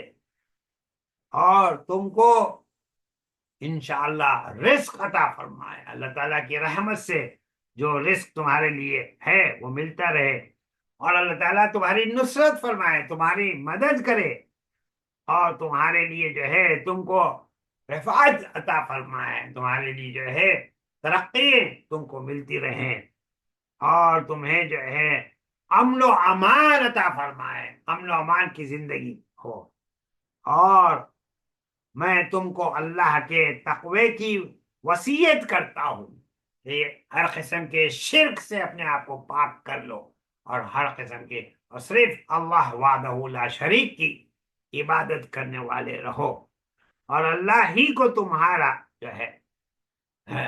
ولی، اللہ ہی کو تمہارا خلیفہ بناتا ہوں، اور تم کو اللہ ہی سے ڈراتا ہوں، کیونکہ اللہ وحدہ لا شریک وہ خالق کائنات ہیں، مالک کائنات ہیں، 99 جو حضور انور نبی کریم صلی اللہ علیہ وسلم نے ارشاد فرمایا حدیث نبوی صلی اللہ علیہ وسلم میں کہ اللہ کے جو نام ہیں جن کو آپ پڑھتے ہیں، آیت الکرسی میں پڑھتے ہیں، سورۃ الحشر میں پڑھتے ہیں، اور قرآن کی مختلف آیات میں آپ پڑھتے ہیں، تو یہ جو اللہ تعالیٰ کے جو نام ہے اس کی روزانہ آپ اس کو پڑھا کریں، اور یہ ایک بڑی نعمت ہے، اور اس کو سمجھے، اور پھر اس کے ذریعے سے آپ کے اندر تقویت ایمانی ہو، آپ کی جو ہے تقوی والی جو حالت ہے وہ اور مضبوط ہوتی جائے، کیونکہ آپ کے جب ذہن میں یہ بات آ جائے گی کہ سپر پاور کا بھی سپر پاور اگر کوئی ہے تو اللہ وحدہ لا شریک ہے، اور کوئی بھی کچھ نہیں کر سکتا سوائے اللہ کے، اللہ تعالیٰ ہی ان اللہ علی کل شیء قدیر، کہ بے شک اللہ تعالیٰ ہی ہر شے پر قادر ہے، قدرت الہی، اللہ تعالیٰ جو ہے وہ مالک ہے، خالق ہے، رازق ہے، جو چاہتے ہیں کن فیکون، جب اللہ تعالیٰ چاہتے ہیں وہ جو بھی اللہ تعالیٰ چاہیں گے وہ ہوئے گا، تو دیکھنا اللہ کے جو ہے یہ تمام پوری کائنات میں، سارے جو ہے دنیا میں اور اس کے ہر علاقے میں اور ہر حصے میں، کہ اس کے بندوں میں تکبر اور برتری کو اختیار نہ کرنا کسی بھی لحاظ سے، یہاں تک کہ آقا نامدار حضور صلی اللہ علیہ وسلم نے فرمایا کہ اگر تمہارے ذہن میں یہ بات آتی ہے کہ دیکھو یہ میرا پڑوسی جو ہے یہ تو بے نمازی ہے اور یہ تو اس قسم کا ہے، اس قسم کے، تو یہ وسوسے جو ہے شیطانی وسوسے ہیں، عبادتوں کا تکبر بھی نہ لاؤ، کسی بھی قسم کا غرور نہ لاؤ، یہاں تک کہ آپ شاسن نے جو اتنی اچھی مثال آپ شاسن نے ہم کو دی ہے، جو حدیث نبوی شاسن نے آپ شاسن میں فرمایا کہ دکھاوے کے شرک سے اپنے آپ کو بچاؤ، 70 شاخیں ہیں شرک کی، ان میں سے ایک شاخ اس کی جو ہے ایک وہ دکھاوا ہے، میں پن ہے، اور یہ تمام چیزیں بڑا پن ہے اور دکھانا کرنا، ہر قسم کے غرور اور تکبر اس کی طرف سے جو ہے آپ کا پھیلتا چلا جائے گا، تو وہ کیا آقا نامدار حضور صلی اللہ علیہ وسلم نے کتنی اچھی مثال دی کہ ایک جو ہے سرما میں، سردیوں کے دنوں میں، جب بہت ہی اندھیری رات ہو اور جو ہے کالی رات ہو، کچھ نظر نہیں آتا جب، اور اس وقت ایک کالی پہاڑی ہو اور اس پر کالا پتھر ہو، وہ کالی پہاڑی کے پتھر سارے کالے ہو، اور اس پر ایک کالی چونٹی اگر چل رہی ہو تو کیا تم کو نظر آئے گی؟ تو صحابہ کرام رضوان اللہ تعالی علیہ مجمعین نے کہا اللہ کے نبی صلی اللہ علیہ وسلم نہیں، بالکل بھی نہیں پتہ چلے۔ تو آپ صلی اللہ علیہ وسلم نے کہا کہ اسی طریقے تمہارے دل و دماغ میں پن، بڑا پن اور دکھاوا،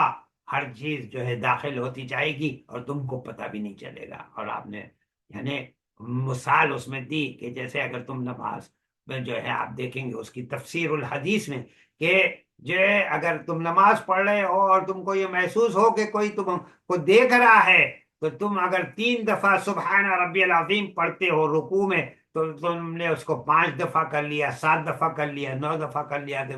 کوئی آدمی مجھے دیکھ رہا ہے۔ یا تم اپنے تلاوت کر رہے ہو تو تم نے اس کو تلاوت جو ہے کافی لمبی کر دی اور اس میں جو ہے زیادہ جو ہے لمبی صورتیں پڑھنے لگے۔ یہ تمام چیزیں یہ جو ہو رہی ہیں تو وہ دکھاوے کے اس سے جو ہے بچنا، یعنی آبزرویشن جو تمہارا ہو کہ یہ محسوس ہو۔ اور یہ اسی وجہ سے اللہ کے نبی صلی اللہ علیہ وسلم نے فرمایا کہ شیطان جو ہے تمہارے خون کے دوران کے ساتھ، شیطان بھی تمہارے ساتھ ہے۔ اس وجہ سے ہر جب بھی اللہ کے حضور نماز کے لیے کھڑے ہو تو یہ سوچو ہو سکتا ہے یہ میری زندگی کی آخری نماز ہو۔ تو جب آپ یہ سوچ کے کھڑے ہوں گے تو انشاءاللہ آپ کی طہارت سے لے کے سلام کے پھیرنے تک آپ کو اس بات کا احساس ہوگا کہ میں اللہ کے حضور، میرا مالک خالق، ایک ایک سانس کا جو مالک اور خالق ہے اس کے حضور میں کھڑا ہو رہا ہوں۔ تو انشاءاللہ وہ نماز میں آپ انشاءاللہ ہر قسم کے وسوسوں سے، ہر قسم کی کسی بھی قسم کے غلط قسم کے خیالات سے اور دکھاوے سے، میں پن سے، حد سے انشاءاللہ پاک ہو جائیں گے، اور اللہ وحدہ لا شریک کے جو ہے حضور کھڑے ہوں گے۔ اور اسی وجہ سے حضور صلی اللہ علیہ وسلم نے فرمایا کہ یہ سمجھو کہ تم اللہ کو دیکھ رہے ہو، اگر نہیں تو کم از کم تمہارے دل و دماغ میں یہ بات پیوست ہو جائے، کہ اچھی طریقے سے بیٹھ جائے کہ اللہ تعالیٰ تم کو دیکھ رہے ہیں، تاکہ تم سے کسی بھی قسم کے ایسی کوئی بات نہ ہو۔ تو مجھے اور تمہیں جو ہے یعنی سارے سب کے لیے اللہ کے نبی صلی اللہ علیہ وسلم نے فرمایا تلک الدار الآخرۃ نجعلها للذین لا يريدون علوا في الارض ولا فسادا ولا عاقبۃ للمتقین، اور آخرت کا گھر ہے اور ہم ان لوگوں کو دیتے ہیں جو زمین میں بڑھتری اور فساد کا ارادہ نہیں کرتے، اور بہترین انجام تو پرہیزگاروں کے لیے ہے۔ اس وجہ سے آپ دیکھیں گے کہ ابھی ہمارے یہاں ایک صاحب کا انتقال ہوا، ان کی تدفین بھی ہو گئی الحمدللہ۔ تو جب ہم مٹی دیتے ہیں تو کیا پڑھتے ہیں؟ تو یہ ہے منہا خلقناکم وفیہا نعیدکم ومنہا نخرجکم تارۃ اخری، کہ یہی مٹی ہے جس سے، یہ سورہ طٰہٰ کی آیات ہے 20ویں سورت، کہ یہی مٹی ہے جس سے تم کو اللہ تعالیٰ نے پیدا کیا، اور اسی میں اللہ تعالیٰ واپس تم کو داخل کر رہے ہیں، اور پھر اسی سے تم کو جو ہے نکالیں گے قیامت کے دن۔ تو اسی وجہ سے اللہ کے نبی صلی اللہ علیہ وسلم نے فرمایا کہ جب قبرستان، زیادہ سے زیادہ قبرستان جایا کرو تاکہ تمہاری جو ہے دنیاوی جو لذتیں جو تمہارے دل و دماغ میں ہیں وہ اس میں کمی آئے، اور تمہارے اندر جو ہے توحید باری تعالیٰ کے ذریعے سے اخلاص نیت کے ساتھ تم اللہ کی عبادت کرنے والے اور 24 گھنٹے کی اپنی زندگی اللہ کی اطاعت میں گزارنے والے ہو۔ اور اسی وجہ سے اللہ یہ نبی صاحب، اور پھر یہ فرمایا، پھر یہ آیت آپ نے یہ تلاوت فرمائی حضور صلی اللہ علیہ وسلم نے، جب آپ نے یہ فرمایا کہ آخرت کا گھر ہی سب سے بہتر گھر ہے، اس کے تعلق سے جو آپ نے یہ آگے جو ہے تلک الدار الآخرت والے آپ نے جب ارشادات پڑھے اور آیات قرآنی، اور پھر اس کے بعد آپ نے پھر یہ آیت پڑھی کہ الیس فی جہنم مثوی للمتکبرین، کیا تکبر کرنے والوں کا ٹھکانہ جہنم نہیں ہے؟ اسی وجہ سے آپ دیکھیں گے کہ سورۃ الزمر اس کا جو آخری رکوع ہے اگر آپ اس کو پڑھیں گے تو وہ شروع ہوتا ہے بسم اللہ الرحمن الرحیم وسیق الذین کفروا الی جہنم زمرا حتی اذا جاؤوها فتحت ابوابها وقال لهم خزنتها ألم يأتكم رسل منكم يتلون عليكم آيات ربكم وينذرونكم لقاء يومكم هذا قالوا بلى ولكن حقت كلمة العذاب على الكافرين. یہ آدھا رکوع جو اس کا ہے اس میں کیا ہے کہ زمر کہتے ہیں گروپ کو. تو اللہ تعالیٰ ایک آپ کو بتا رہے ہیں، نقشہ کھینچا جا رہا ہے اور آپ کو بتایا جا رہا ہے کہ جب جو ہے مشرکین اور کافرین اور منکرین اور منافقین جب جو ہے ان کو دوزخ کے دروازے پر پہنچیں گے تو ان سے دوزخ کے جو داروغہ ہوں گے، وہاں کے جو فرشتے ہوں گے، وہ ان کو یہی کہیں گے الم یاتکم رسل منکم یتلون علیکم آیات ربکم وینذرونکم لقاء یومکم ھذا. کیا تمہارے پاس جو ہے اللہ کا کلام نہیں پہنچا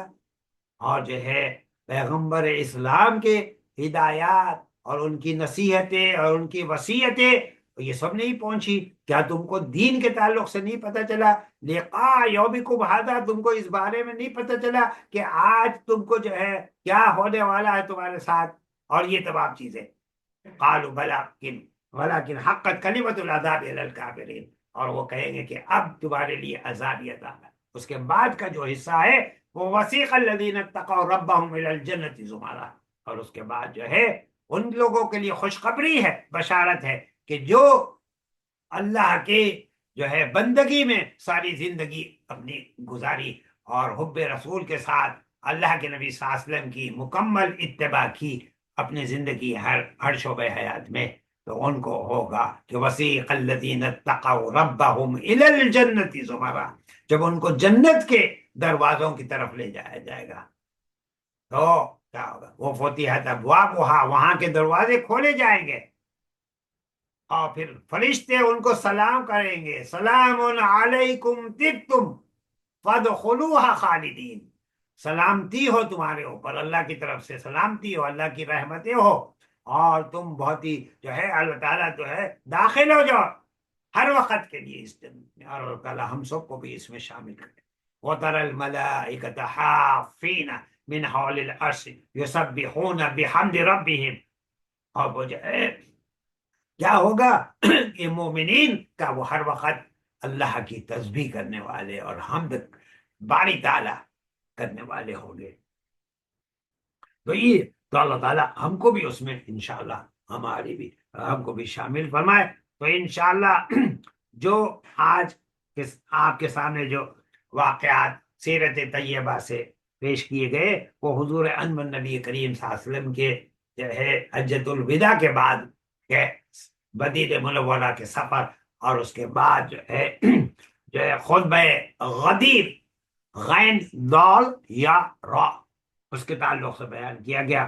اور جو آپ نے نصیحتیں فرمائی. اور پھر ماہ سفر میں جب آپ کے جو ہے 11 ہجری کے واقعات، تو انشاءاللہ آئندہ جو ہمارا درس ہوگا اس میں حضور انور نبی کریم صلی اللہ علیہ وسلم کی جو ہے حیات طیبہ کے تعلق سے اور آپ کے جو ہے آغاز مرض کے تعلق سے اور آپ کا جو آخری ہفتہ تھا اور پھر اس کے بعد آپ کے جو ہے 5 یوم جو پہلے 5 دن پہلے آپ کے اس دنیا سے رحلت فرمانے سے پہلے کیا ہوا، پھر 4 دن پہلے کیا ہوا، اسی طریقے سے ہر دن کے لحاظ سے انشاءاللہ آپ کو واقعات بیان کیے جائیں گے انشاءاللہ آئندہ درس میں. اللہ تعالیٰ سے دعا ہے کہ اللہ تعالیٰ آج کے ہمارے اس درس کو قبول فرمائے اور ہمارے اندر حب رسول صلی اللہ علیہ وسلم میں ہر سیکنڈ اضافہ ہوتا رہے اور اللہ کی محبت میں بھی اضافہ ہوتا رہے اور مکمل طور پر اتباع رسول کے ساتھ ہم اپنی زندگیوں کو گزارنے والے بن جائیں. وآخر دعوانا ان الحمد للہ رب العالمین. آج کے درس کے تعلق سے اگر کوئی سوالات ہوں تو آپ حضرات کر سکتے ہیں، اگر سوالات نہیں ہے تو انشاءاللہ پھر ہم دعا کرتے ہیں. اور ہمارے اسلم صاحب جن کا انتقال ہوا ہے ان کے بھی تعلق سے کہ اللہ تعالیٰ ان کے آخرت کے سفر کو آسان فرمائے اور جتنے بھی مرحومین ہیں ساری دنیا میں ہر جگہ ان سب کے آخرت کے سفر کو آسان فرمائے، اور جو ہے شہداء اسلام جتنے بھی ہیں ساری دنیا میں اور خاص کر فلسطین میں، اللہ تعالیٰ ان کو جو ہے اعلیٰ مراتب عطا فرمائے، اور ان کی جتنے لوایقین ہیں ان کو صبر جمیل عطا فرمائے، اور جتنے حضرات ہیں جہاں جہاں جس کے انتقال ہوئے ہیں یا جو ہے جو فوت ہو گئے، ان کے گھر والوں کو بھی صبر جمیل عطا فرمائے، اور جو جتنے بھی جو ہے خواتین اور حضرات اور بچوں نے دعاؤں کے لیے کہا ہے، اللہ تعالیٰ ان کے تمام جائز مقاصد کو پورا فرمائے، خواہ ان کی تجارت ہو، نوکری ہو، تعلیم ہو، یا نکاح والی زندگی کے تعلق سے وہ کوشاں ہو، یا جن کا نکاح ہو چکا ہے تو ان کے لیے نیک و صالح اولاد، اور جس کو اولاد دی ہے ان کے نیک و صالح رہنے، اور دیگر زندگی کے سارے معاملات میں، اور خاص کر مسلمانوں کی ہر قسم کی ہر پریشانیوں سے اور آفتوں سے اور بیماریوں سے، ہر چیز سے جو ہے ان کی حفاظت، اور بیماریوں سے انشاءاللہ ان کے لیے صحت، اور ان کے لیے کامیابی کے لیے انشاءاللہ دعا کریں گے۔ الحمدللہ رب العالمین، والصلاة والسلام علی سید المرسلین۔ اللهم ربنا تقبل تلاوتنا، صلاتنا، قيامنا، ركوعنا، سجودنا، دعانا. اللهم حبب إلينا الإيمان وزينه في قلوبنا، وكره إلينا الكفر والفسوق والعصيان. اللهم اجعلنا من الراشدين. اللهم ربنا آتنا في الدنيا حسنة وفي الآخرة حسنة وقنا عذاب النار، قنا عذاب المرض، قنا عذاب القرض، قنا عذاب السكرات، قنا عذاب القبر، قنا عذاب الحشر، قنا عذاب الميزان، قنا عذاب النار. اللهم ربنا ظلمنا أنفسنا وإن لم تغفر لنا وترحمنا لنكونن من الخاسرين. اللهم إنك عفو كريم رحيم تحب العفو فاعف عنا يا كريم، فاعف عنا يا كريم، فاعف عنا يا كريم. اللهم ارحمنا وارحمهم أمة محمد صلى الله عليه وسلم. اللهم انصرنا من نصر دين محمد صلى الله عليه وسلم. اللهم اعزنا واعز الاسلام والمسلمین۔ اے العالمین، اپنے کرم سے، اپنے فضل سے سارے مسلمانوں کی حفاظت فرما، ان کو نیک اور ایک فرما، ہر قسم کی نااتفاقیوں سے، جھگڑوں سے، فساد سے، فتنوں سے، اور ہر قسم کی برائیوں سے ان کی حفاظت فرما، اور ان سب کو اے رب العالمین پوری امت مسلمہ کو نیک اور ایک فرما دے۔ اے رب العالمین، جہاں جہاں جتنے بھی مظالم مسلمانوں پر ہو رہے ہیں رب العالمین، ان کے جو ہے ہر قسم کے ظلم سے ان کو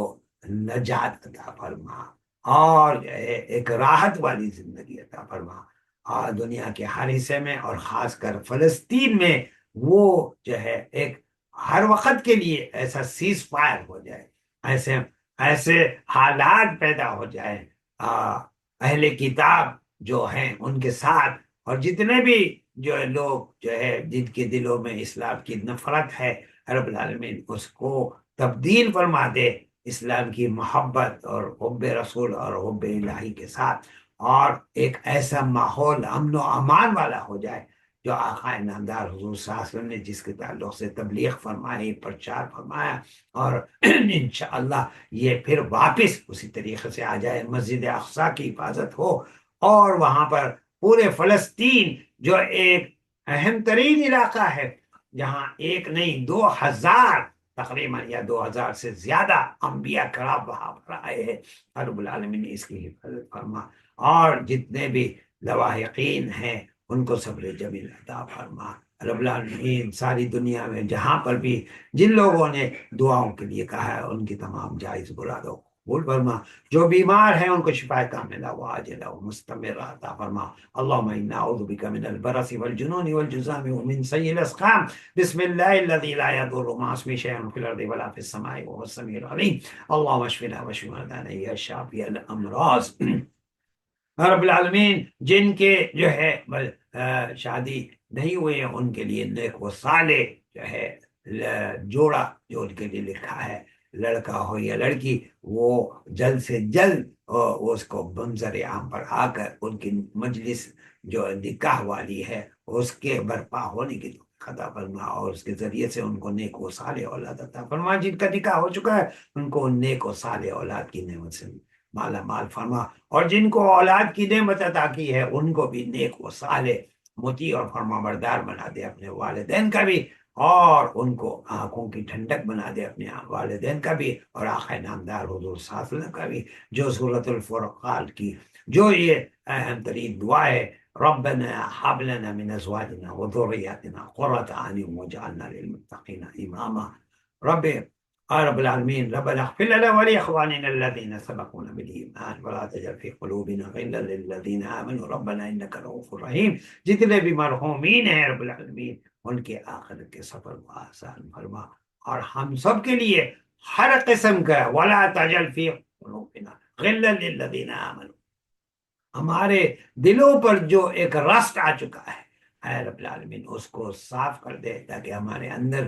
نیکیوں کو اپنانے اور برائی سے بچنے والے جو ہیں وہ جو ہے وہ سلسلہ جاری ہو جائے، اور ہماری زندگی میں وہ تبدیلی آئے جس کے ذریعے سے انشاءاللہ تقویت ایمانی حاصل ہو اور مکمل طور پر اتباع رسول صلی اللہ علیہ وسلم۔ اللہم حاسبنا حسابا یسیرا، اللہم حاسبنا حسابا یسیرا، اللہم حاسبنا حسابا يسيرا، اللهم إنا نسألك علما نافعا عملا صالحا متقبلا رزقا طيبا شفاء كاملا عمرا طويلا،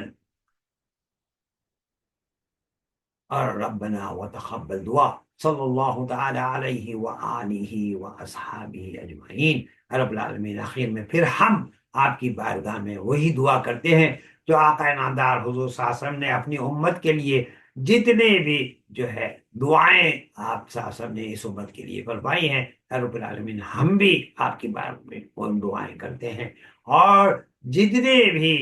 امت کے لیے آپ صلی اللہ علیہ وسلم نے دعاؤں کے ذریعے سے پناہ مانگی ہے، رب العالمین ہم بھی وہ تمام پناہ مانگتے ہیں۔ رب العالمین ہم سب کو رب العالمین وہ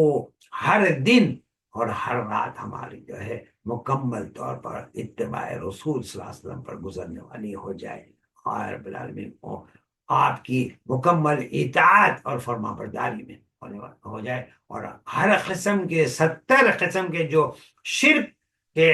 ہے اللہ کے نبی صلی اللہ علیہ وسلم نے شاخیں بتائی ہے، ہر قسم کے شرک سے ساری امت مسلمہ پاک ہو کر زندگی گزارنے والی بنے۔ اللہم ربنا وتقبل دعا صلی اللہ تعالی علیہ وآلہ وصحبہ اجمعین برحمتک یا ارحم۔